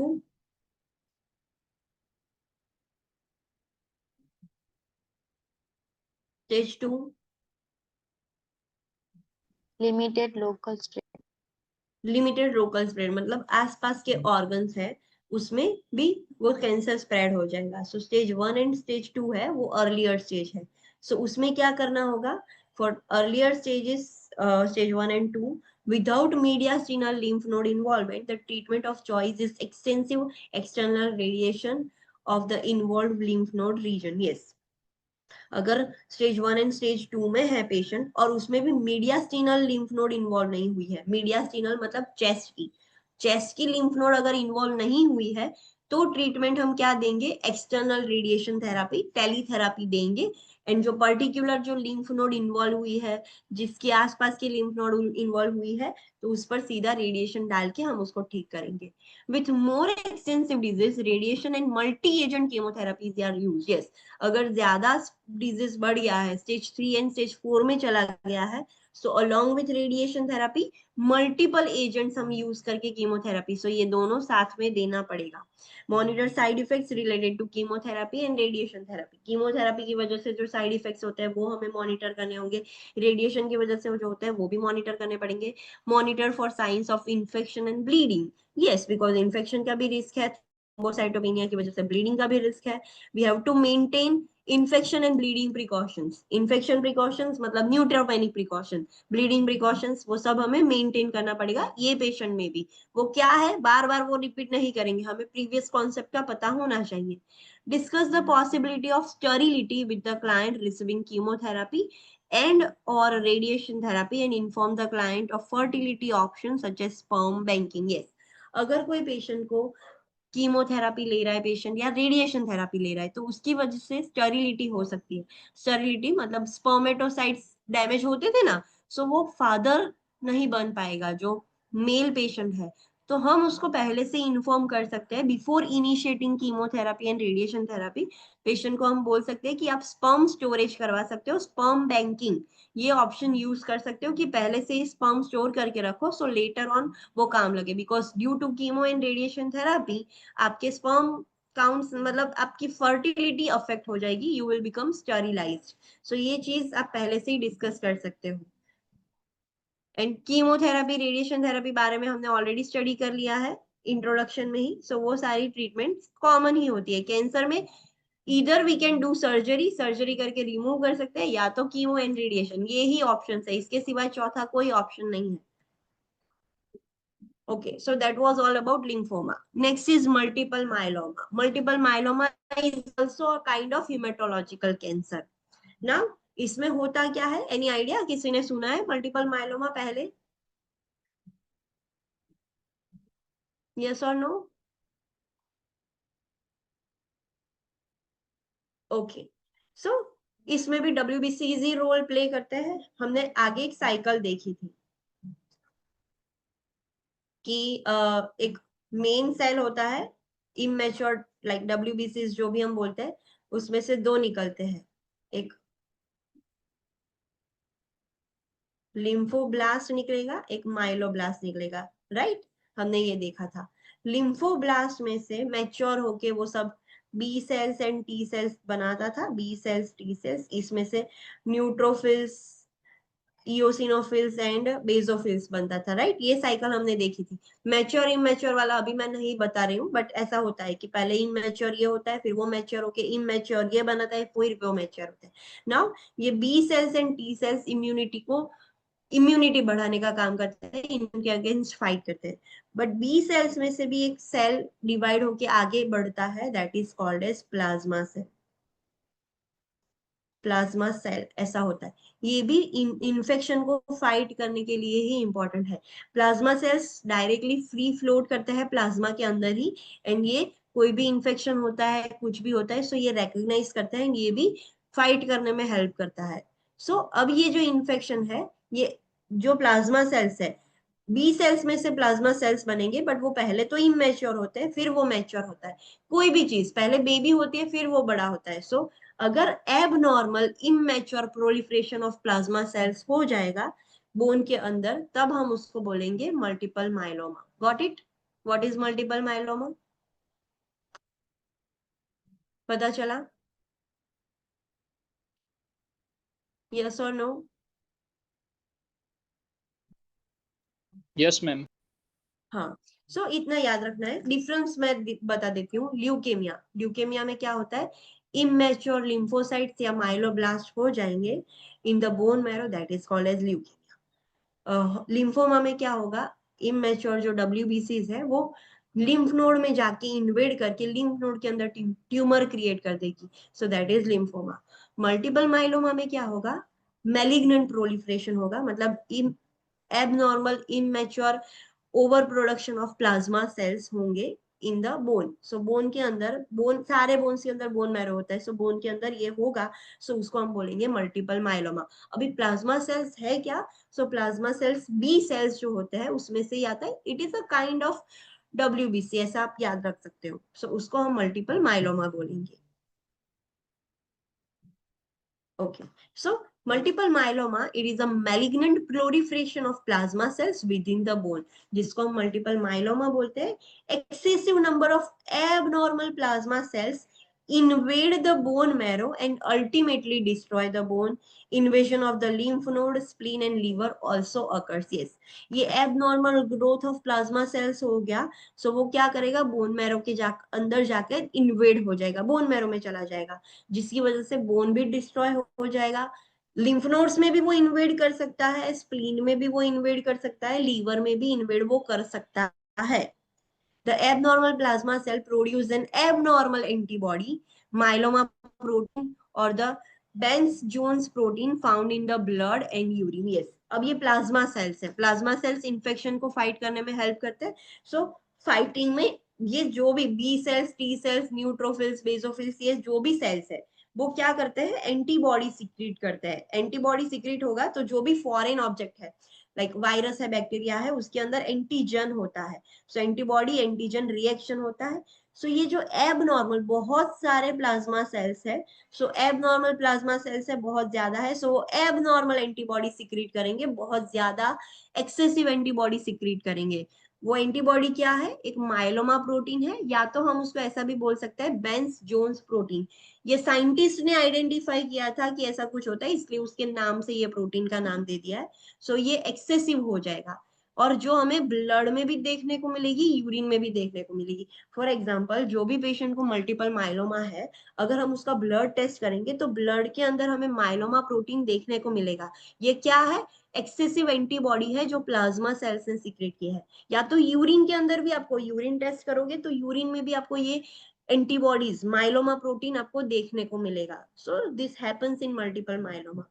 Multiple myeloma causes decreased production of immunoglobulin and antibodies and increased level of uric acid and calcium, which can lead to kidney failure. एक बार जो हम देख रहे हैं कि एबनॉर्मल एंटीबॉडी प्रोडक्शन दिख रहा है, और एक बार जो बोल रहे हैं कि decrease production of immunoglobulin antibodies. So ये सारे इमेच्योर है। सो एंटीबॉडीज बन रही है, बट वो हमारे काम की नहीं है, वो फाइट नहीं कर पाएगी। वो प्रेजेंट है बट वो किसी काम की नहीं है। सो जस्ट लाइक ल्यूकेमिया में कैसा होता था, बहुत सारे डब्ल्यूबीसीज होते थे बट इमेच्योर होते थे, वैसे एबनॉर्मल एंटीबॉडीज है बट वो किसी काम की नहीं है। मैच्योर वाली जो एंटीबॉडीज है वो कम है। मैच्योर वाले इम्यूनोग्लोबुलिन्स है, इम्यूनोग्लोबुलिन्स जैसे वो आईजी जी, फिर आईजी ए, ये वाले सारे इम्यूनोग्लोबुलिन्स थी ना, 5 GAMDE, गामडी ऐसे करके याद रखते थे हम। सो ये इम्यूनोग्लोबुलिन्स का, मैच्योर वाले इम्यूनोग्लोबुलिन्स भी कम होगा, एंटीबॉडीज भी कम होगा, and there will be increase level of uric acid and calcium which can lead to kidney failure. Multiple myeloma में मैच्योर एंटीबॉडीज कम होगी, मैच्योर इम्यूनोग्लोबुलिन्स कम होंगे, एंड यूरिक एसिड बहुत ज्यादा हो जाता है, कैल्शियम सिक्रीशन भी बहुत ज्यादा हो जाता है। अब ये यूरिक एसिड ज्यादा हो जाएगा, कैल्शियम ज्यादा हो जाएगा तो किडनी खराब कर सकता है। Excessive uric acid, excessive calcium kidney को फेल कर सकता है, सो उसकी वजह से किडनी फेलियर का रिस्क है। सो मल्टीपल माइलोमा वाले पेशेंट को किडनी फेलियर का रिस्क ज्यादा है। The disease typically develops slowly and cause is unknown. ये जो डिजीज है वो स्लोली डेवलप होगा, पता भी नहीं चलेगा, धीरे धीरे पेशेंट को मल्टीपल माइलोमा हो जाएगा। क्यों होता है? We don't know the cause. Risk factor include diagnosis of monoclonal gammopathy of undetermined significance. Risk factor क्या है? पेशेंट को अगर ये कुछ बीमारी है, that is monoclonal gammopathy of undetermined significance, ये काइंड ऑफ बीमारी है। सिम्टम बीमारी कैसे आप बोल सकते हैं कि जब पेशेंट की बॉडी के अंदर excessive plasma cells, immature plasma sales आपको देखने को मिले, यूरिक एसिड एक्सेस देखने को मिले, कैल्शियम एक्सेस देखने को मिले, माइलोमा प्रोटीन एक्सेस देखने को मिले, सो ये कंडीशन को बोलते हैं मोनोक्लोनल गैमोपैथी। क्यों है वो पता नहीं है, सो अनडिटरमाइंड सिग्निफिकेंस, ये क्यों हुआ वो हमें पता नहीं है, सो उसका नाम ही ऐसा दे दिया है। अगर कोई पेशेंट को ये चीज देखने को मिलती है तो उसको मल्टीपल माइलोमा होगा ही। Got it? पता चल रहा है कि ऊपर से जा रहा है? Yes. Okay, so that is all about it's description. Now अगर मल्टीपल माइलोमा है सो उसके साइन एंड सिम्टम्स कैसे होंगे? देयर विल बी बोन या तो skeletal pain, especially in the ribs, spine and pelvis. ये जो प्लाज्मा सेल्स है वो बोन के अंदर इन्वेड जाके बोन मैरो को खराब कर देते हैं, सो बोन पेन होगा पेशेंट को सबसे ज्यादा रिब्स में, स्पाइन में एंड पेल्विस में होगा। When I was a student, I guess I was studying in second year, हाँ सेकेंड ईयर में थी, तब मैंने एक पेशेंट देखा था जिसको सर्वाइकल बोन का मल्टीपल माइलोमा था। मतलब ये जो प्लाज्मा सेल्स है वो सर्वाइकल वर्टिब्रल कॉलम में एंटर हो गए थे। वीकनेस होगा, फटीग होगा, रिकरेंट इन्फेक्शन होगा, बिकॉज मैच्योर तो है नहीं, इमेच्योर से फाइट तो होने वाली नहीं है, so there will be recurrent, बार बार इन्फेक्शन होगा, अनीमिया होगा। Urine analysis shows Bence Jones proteinuria and elevated total serum protein level. अगर हम यूरिन का टेस्ट करेंगे, यूरिन एनालिसिस करेंगे, सो वो वाला जो प्रोटीन था वो प्रेजेंट होगा, there will be Bence Jones proteinuria, excessive वो प्रोटीन होगा। ब्लड टेस्ट करेंगे तो उसमें भी प्रोटीन ज्यादा होगा। There will be osteoporosis, bone loss and development of pathological fracture. Osteoporosis हो जाएगा, ये बोन्स को खराब कर देता है धीरे धीरे, सो बोन्स एकदम पोरस हो जाएंगे, सो कभी भी पैथोलॉजिकल फ्रैक्चर हो सकता है। पेशेंट ऐसे ही थोड़ा भी लाइक बैलेंस बिगड़ेगा, पेशेंट को फ्रैक्चर हो जाएगा। There will be thrombocytopenia, leukopenia, anaemia, सब कुछ होगा, बिकॉज एबनॉर्मल इमेच्योर प्रोडक्शन की वजह से नॉर्मल मैच्योरिटी भी दूसरे सेल्स की भी नहीं हो पा रही है, सो थ्रोम्बोसाइटोपेनिया भी होगा, ल्यूकोपेनिया भी होगा। There will be elevated calcium and uric acid levels. हम ब्लड टेस्ट करेंगे तो हमें कैल्शियम का लेवल भी ज्यादा देखने को मिलेगा, यूरिक एसिड का लेवल भी ज्यादा देखने को मिलेगा। किडनी फेलियर हो जाएगा पेशेंट का due to all this things, so उसके भी साइन एंड सिम्टम्स होंगे। किडनी फेल हो जाएगी तो साइन एंड सिम्टम्स जो होते हैं किडनी फेलियर के वो भी आपको देखने को मिल सकता है असेसमेंट फाइंडिंग्स में। Spinal cord compression and paraplegia. Okay, for example जैसा मैंने बोला कि मैंने एक पेशेंट देखा था, उसको स्पाइन का था, सो ये वर्टिब्रल कॉलम होती है ऐसे, जिसके अंदर स्पाइनल कॉर्ड होती है। सो सोचो कि वर्टिब्रल कॉलम ही ऑस्टियोपोरस हो जाए, ये ही खराब हो जाए, एकदम पोरस हो जाए, सो वो कंप्रेस हो जाती है, एक दूसरे पर ऐसे टाइट हो जाती है, तो there will be spinal cord compression. अगर स्पाइनल कॉर्ड कंप्रेशन हो गया तो नर्व भी कंप्रेस हो जाती है स्पाइनल कॉर्ड्स की, यहाँ से बीच में से नर्व्स निकलती है सारी, बीच में स्पाइनल कॉर्ड होती है, बीच में से नर्व्स निकलती है, तो अगर ये ही फ्यूज हो जाएंगे तो नर्व भी कंप्रेस हो जाएगी और उसकी वजह से पैराप्लेजिया होगा। What is paraplegia? Online students, paraplegia मतलब, पैराप्लेजिया का मतलब क्या है?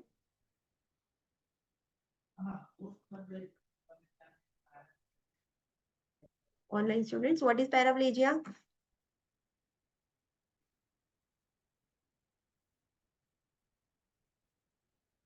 What is hemiplegia? What is quadriplegia? What is paraplegia? Leg paralysis. Leg paralysis को क्या बोलेंगे? हेमी, क्वाड्री की पैरा? पैरा। पैरा, हाँ, जब लेग्स दोनों पैर में पैरालिसिस हो जाता है तो उसको हम पैराप्लेजिया बोलते हैं। हेमीप्लेजिया में क्या होगा?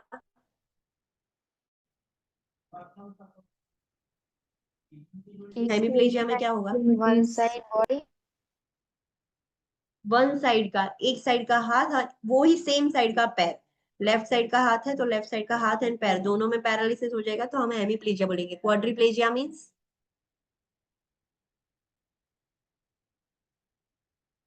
क्वाड्रिप्लेजिया मीन्स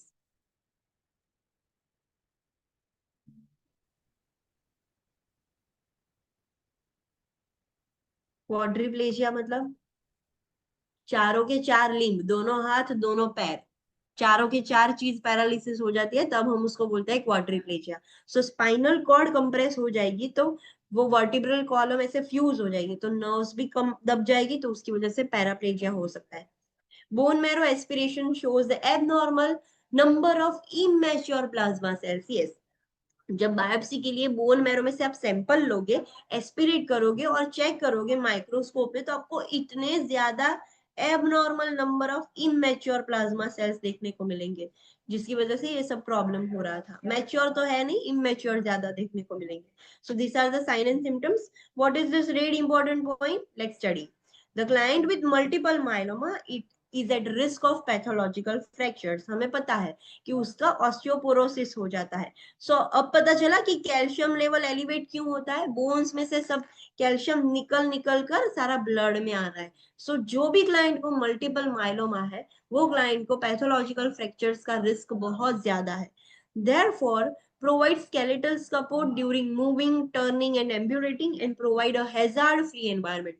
So जब भी आप पेशेंट को मूव करते हो, चलाते हो, एम्बुलेट करते हो, पेशेंट को टर्न भी करते हो, सो पेशेंट को प्रॉपर स्केलेटल सपोर्ट दो, वरना जो पेशेंट गलती से भी छूट गया, आपके हाथ से गिर गया, सो फिर पेशेंट को फ्रैक्चर होना ही है, हो जाएगा। सो ये पेशेंट को बहुत केयरफुली हैंडल करना पड़ता है एंड उसके लिए हैजार्ड फ्री एनवायरनमेंट रखना है कि पेशेंट गिर ना जाए, गिर जाए, उसको लग जाए, फ्रैक्चर हो जाए, ऐसा एनवायरनमेंट नहीं रखना है। सारी ऐसी जो चीजें हैं, रग्स एंड वो सब कुछ क्लीन रखोगे कि पेशेंट गिर ना जाए। Got it? यस और no? Yes ma'am. Okay, let's study about it in intervention. So obviously intervention में हम chemotherapy दे सकते हैं. So administer chemotherapy as prescribed. Provide supportive care to control the symptoms and prevent the complication, especially bone fractures, hypercalcemia, kidney failure and infections. हम chemotherapy देंगे, उसके साथ साथ supportive therapy देंगे कि जिससे हम कंट्रोल कर सके सारे सिम्टम्स को। और उसकी जो कॉम्प्लिकेशन होती थी, मल्टीपल माइलोमा की वजह से किडनी फेलियर होता था, फ्रैक्चर्स का रिस्क बढ़ता था, सो इसके लिए हम ध्यान रखेंगे। फ्रैक्चर्स, बोन फ्रैक्चर्स ना हो वो हम ध्यान रखेंगे। हाइपरकैल्सीमिया ना हो। हाइपरकैल्सीमिया क्यों होता था? बिकॉज वो बोन में इन्वेड होके बोन को डैमेज करके सारा बोन्स का कैल्शियम ब्लड में भेज रहा था। किडनी फेलियर ना हो, इन्फेक्शन ना हो जाए, वो सारी चीजें हम ध्यान रखेंगे। Maintain a neutropenic and bleeding precautions as necessary. Neutropenic precautions लेना पड़ेगा, ब्लीडिंग प्रिकॉशन लेना पड़ेगा। Monitor the signs of bleeding, infection and skeletal fracture. Bleeding के साइंस चेक करेंगे, इन्फेक्शन के साइन एंड सिम्टम्स चेक करेंगे, फ्रैक्चर्स के भी साइन एंड सिम्टम्स चेक करेंगे। Encourage consumption of at least 2 liters of fluid per day to offset potential problems associated with hypercalcemia, hyperuricemia, and proteinuria, and encourage additional fluids as indicated and tolerate. Patient को encourage करना है कि at least 2 litre पानी तो पीना ही है। अगर contraindicated ना है तो 2 लीटर तो मिनिमम पीना है। उससे होगा क्या कि अगर पेशेंट पानी ज्यादा पिएगा तो वो कैल्शियम, यूरिक एसिड एंड जो एक्सेसिव प्रोटीन हो गया है, बिल्डअप हो गया है बॉडी में, वो किडनी से निकल जाए, सो किडनी डैमेज ना हो। अगर पेशेंट पानी कम होगा तो वो बॉडी में अक्यूमुलेट होता रहेगा एंड किडनी डैमेज हो सकती है। सो पेशेंट को बोलना है कि एटलीस्ट 2 लीटर तो पीना ही है। उसके ऊपर अगर आप टॉलरेट कर सकते हो तो पी सकते हो, बट 2 लीटर से कम नहीं। Monitor for the signs of kidney failure, collect 24-hour urine as prescribed. Yes, ऐसा ना हो कि फिर हमने ध्यान ना दिया और किडनी फेल हो गई। तो किडनी फेलियर के भी साइन एंड सिम्टम्स चेक करने हैं। पेशेंट का 24-hour यूरिन कलेक्ट करना होता है जिससे हमें पता चलेगा what is the status of kidney. Kidney function test भी हम कर सकते हैं, renal function test. Encourage ambulation to prevent renal problems and to slow down the bone resorption. Yes, आपने देखा है ड्यू टू ना हर किसी को ऑस्टियोपोरोसिस का प्रॉब्लम हो गया है, and osteoporosis is so common in Anglo countries. Why? Because of sedentary lifestyle. जितना हम मूवमेंट करते रहेंगे, एक्टिव रहेंगे, हमारे बोन्स उतने स्ट्रांग होते हैं। जितना एक्टिविटी कम हो जाता है, बेड रिडन पेशेंट होते हैं, सेडेंटरी लाइफस्टाइल वाले पेशेंट होते हैं, उनका बोन रिसॉर्प्शन मतलब बोन में से कैल्शियम वॉश होके ब्लड में जाता है। सो बोन रिसॉर्प्शन बढ़ जाता है due to immobility, due to sedentary lifestyle. So हम पेशेंट को एनकरेज करेंगे कि वो चले फिरे। मूवमेंट करने से, एक्टिविटी करने से एटलीस्ट थोड़ा बोन रिसॉर्प्शन स्लो डाउन हो जाए, थोड़ा थोड़ा कम हो।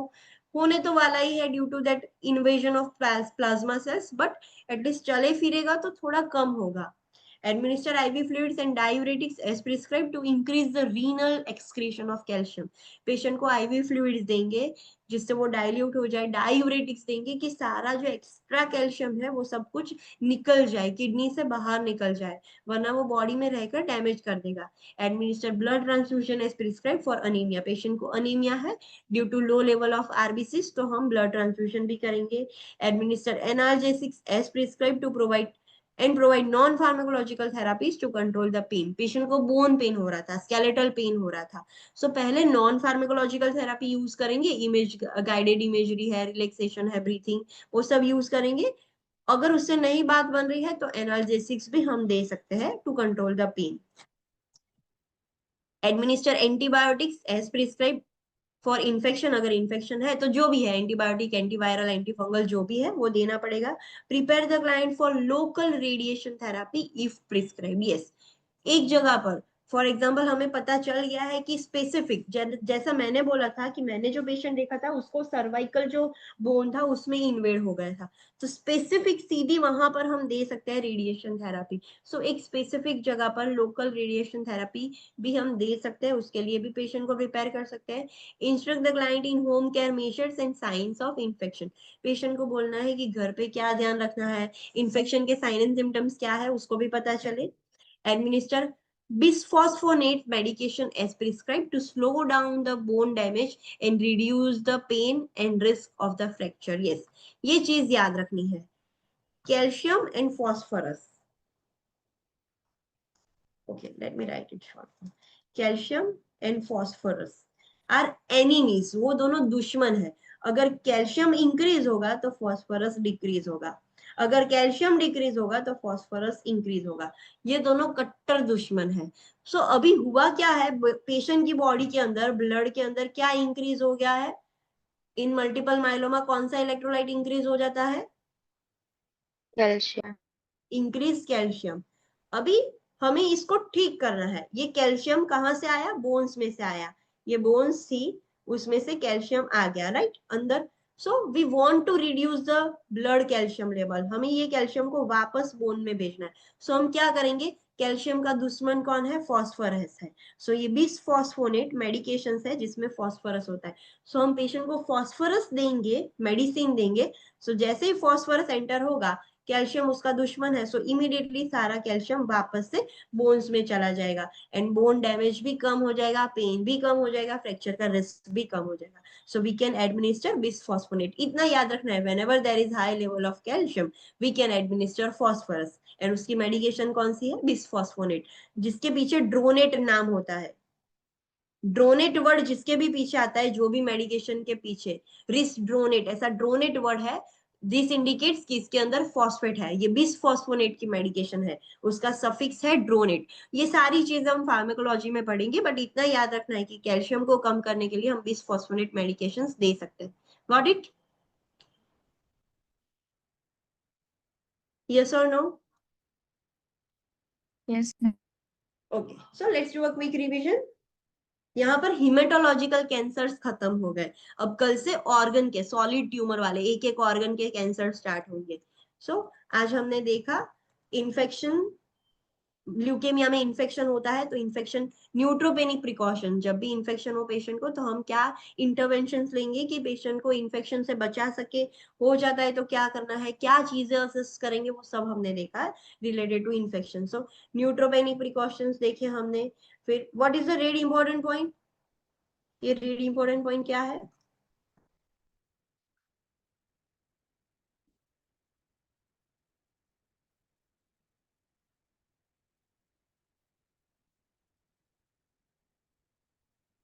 What is this read important point?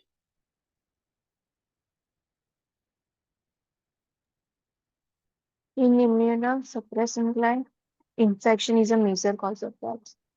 हाँ, जो इम्यूनोसप्रेस क्लाइंट है या इम्यूनो कॉम्प्रोमाइज क्लाइंट है, उनमें सबसे ज्यादा डेथ इन्फेक्शन की वजह से ही होते हैं. So infection is a major cause of death in those clients जो जिसकी इम्यूनिटी डाउन है. फिर हमने ब्लीडिंग प्रिकॉशन देखा कि प्लेटलेट कम हो जाता है, तो ब्लीडिंग प्रिकॉशंस कैसे लेने हैं ये आपको पता होने चाहिए. ये पॉइंट्स आपको लाइक नींद में भी कोई पूछे तो पता होना चाहिए कि जब भी ब्लीडिंग प्रिकॉशन लेना है तो ये सारी चीजें हम कर सकते हैं जो भी ब्लीडिंग वाले हाई रिस्क वाले पेशेंट है उसमें. फिर हमने फटीग एंड न्यूट्रिशन देखा. Due to low level of RBCs fatigue होगा. न्यूट्रिशन के बारे में क्या ध्यान रखना है वो हमने देखा. एडिशनल इंटरवेंशंस ल्यूकेमिया के लिए हम क्या कर सकते हैं, तो एक तो पहले तो कीमोथेरापी दे सकते हैं. दूसरा डिपेंड करता है, प्लेटलेट कम है तो प्लेटलेट ट्रांसफ्यूजन करेंगे, आरबीसीज कम है तो ब्लड ट्रांसफ्यूजन करेंगे. हमें उसको मैच्योर करने के लिए कॉलोनी स्टिमुलेटिंग इम्यून फैक्टर्स दे सकते हैं. इन्फेक्शन है तो इन्फेक्शन के लिए एंटी माइक्रोबियल मेडिसिन दे सकते हैं. सो ये सारी दूसरी ट्रीटमेंट थी, वो भी हम कर सकते हैं. फिर हमने देखा लिम्फोमा. लिम्फोमा मतलब क्या, इमेच्योर डब्ल्यूबीसीज लिम्फ नोड्स के अंदर जाकर इन्वेड हो जाएंगे एंड लिम्फ नोड का कैंसर कर देंगे. So that is called as lymphoma. Lymphoma दो टाइप का है, Hodgkin's lymphoma and non Hodgkin's lymphoma. एक मेन डिफरेंस आपके लिए इंपॉर्टेंट है, हमें कैसे पता चलेगा पेशेंट को हॉटकिन्स लिम्फोमा है. So there will be presence of Reed Sternberg cells. ये सेल्स क्या है, जब हम बायोप्सी करते हैं लिम्फ नोड की जिसको कैंसर है, लिम्फ नोड जो कैंसर वाली हो गई है, अगर हम उसकी बायोप्सी करेंगे और माइक्रोस्कोप में देखेंगे तो माइक्रोस्कोप के अंदर रीड स्टर्नबर्ग सेल्स दिखाई देंगे. सो दिस इंडिकेट्स कि पेशेंट को हॉटकिन्स लिम्फोमा है. अगर नहीं दिखाई दे रहे हैं तो नॉन हॉटकिन्स लिम्फोमा होगा. फिर हमने उसका असेसमेंट देखा कि जब लिम्फोमा होता है तो साइन एंड सिम्टम्स क्या होंगे, तीनों के तीन जो भी हिमेटोलॉजिकल कैंसर्स है, ल्यूकेमिया, लिम्फोमा, मल्टीपल माइलोमा, तीनों में ये चीज ध्यान रखनी है कि मैच्योर आरबीसीज डब्ल्यूबीसीज प्लेटलेट नहीं होंगे. So there will be anaemia, thrombocytopenia and neutropenia. ये तीन चीज तो होगी ही, इसमें कुछ नया नहीं है. But along with that lymphoma है तो लिम्फ नोड एनलार्ज होगी, स्प्लीन लीवर एनलार्ज होगा. बायोप्सी में रीड स्टर्नबर्ग सेल्स देखने को मिलेंगे आपको.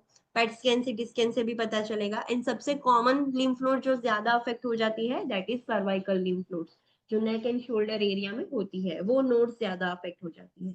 फिर हमने उसकी इंटरवेंशन देखी. अगर अर्ली स्टेज में है, स्टेज 1 और 2 में है, तो हम उसको टेलीथेरापी दे सकते हैं. हाँ, बट चेस्ट पर नहीं दे सकते, मीडियास्टिनल इन्वॉल्वमेंट नहीं होना चाहिए. अगर मीडियास्टिनल इन्वॉल्वमेंट हो गया है तो फिर हमें कीमोथेरापी देना होगा.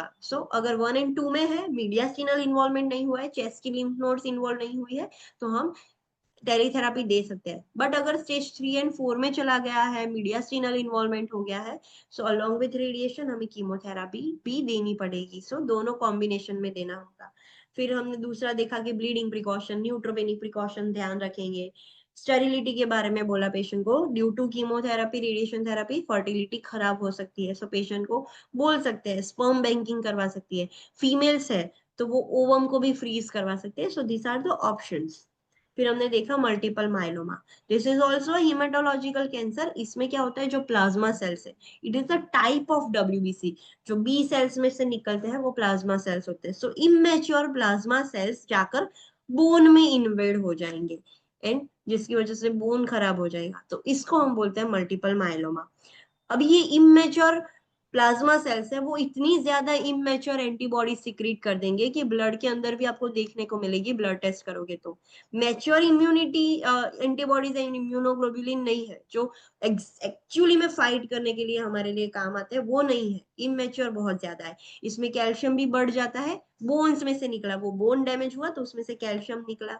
यूरिक एसिड एक्सेस हो जाता है. ये जो प्रोटीन्स है, एंटीबॉडीज और ये सब प्रोटीन है, प्रोटीन का वेस्ट प्रोडक्ट यूरिक एसिड होता है. एक्सेसिव यूरिक एसिड होता है, एक्सेसिव कैल्शियम बिल्डअप हो जाता है ब्लड के अंदर. इसकी वजह से किडनी फेलियर भी हो जाता है. फिर हमने उसका असेसमेंट देखा. थ्रोम्बोसाइटोपेनिया, न्यूट्रोपेनिया, अनीमिया, ये तो होगा ही. उसके सिवाय और क्या क्या होगा, बोन पेन होगा, बिकॉज बोन इन्वॉल्व होती है इसमें. ब्लड के अंदर आप चेक करोगे तो प्रोटीन देखने को मिलेगा, ब्लड में, यूरिन में देखने को मिलेगा. फिर किडनी फेलियर के sign and symptoms, pathological fractures हो जाएंगे पेशेंट को. ब्लड के अंदर यूरिक एसिड एक्सेस देखने को मिलेगा, कैल्शियम एक्सेस देखने को मिलेगा. बोन मैरो का टेस्ट करोगे आप तो उसमें आपको इमैच्योर प्लाज्मा सेल्स देखने को मिलेंगे. So this are the indications कि उसको मल्टीपल माइलोमा है. What is the red important point? Red important point क्या है? Trying to get multiple miles of supported also. And then that vertical factors in this strategy. And it support up to the visitor during moving, turning, and qualifying with the and then hazard free environment and yes. So जो भी patient को multiple myeloma है उसको pathological fracture होने का बहुत ज्यादा risk है. सो जब भी ऐसे पेशेंट को आप टर्न कर रहे हो, मूव कर रहे हो या चला रहे हो, एम्बुलेट कर रहे हो, तो मेक श्योर करो कि आप उसको प्रॉपर सपोर्ट दो, वरना वो गिर ना जाए. एंड उसके रूम में उसका जो भी सराउंडिंग एनवायरनमेंट है वो हैजार्ड फ्री रखना है कि पेशेंट टकरा कर गिर ना जाए, उसको लग ना जाए. सो ये चीज ध्यान रखनी है. फिर हमने उसकी इंटरवेंशन देखी. कीमोथेरेपी तो देना है, along with that supportive treatment दे सकते हैं. आईवी फ्लूइड्स दे सकते हैं जिससे किडनी खराब ना हो. डायूरेटिक्स दे सकते हैं. पेशेंट ओरली भी फ्लूइड ले सकता है. कैल्शियम कम करने के लिए हम बिसफॉस्फोनेट दे सकते हैं. अनीमिया है तो उसके लिए न्यूट्रोपेनिक प्रिकॉशंस, ब्लीडिंग प्रिकॉशंस, वो सारी चीजें तो हम करेंगे. कैल्शियम जो वॉश ऑफ हो रहा है, बोन रिसॉर्प्शन हो रहा है, उसको कम करने के लिए हम पेशेंट को एक्टिविटी भी करवा सकते हैं. पेशेंट को बोलना है कि एक्सरसाइज करते रहो, चलते रहो, सो एटलीस्ट बोन आपके स्ट्रांग रहे. तो ये सारी चीजें करनी होगी. यहाँ तक किसी को कोई डाउट? यस और नो? No, ma'am. ओके, कल मैं पूछूंगी तो फिर किसी के पास आंसर नहीं होता है. Okay, there is an important announcement. Tomorrow we are having a holiday. कल मॉर्निंग लेक्चर नहीं है. So see you directly on Wednesday at 9 AM. Okay, कल मॉर्निंग लेक्चर नहीं है. Okay, ma'am. Okay, and I will take 5 minutes of yours. How was the test? Test दिया सबने? Test कैसा लगा? टेस्ट कैसा था? मैम मैं नहीं आपको Okay. So are you giving, like, planning to give today or some other day? હું આજે આપી દઈશું તમને મેસેજ કરીશ. Okay, so I am keeping the link open. જેવો તમે ટેસ્ટ આપી દો છો મને મેસેજ કરજો કે મેડમ મેં આપી દીધો છે. Okay okay Okay. Yes.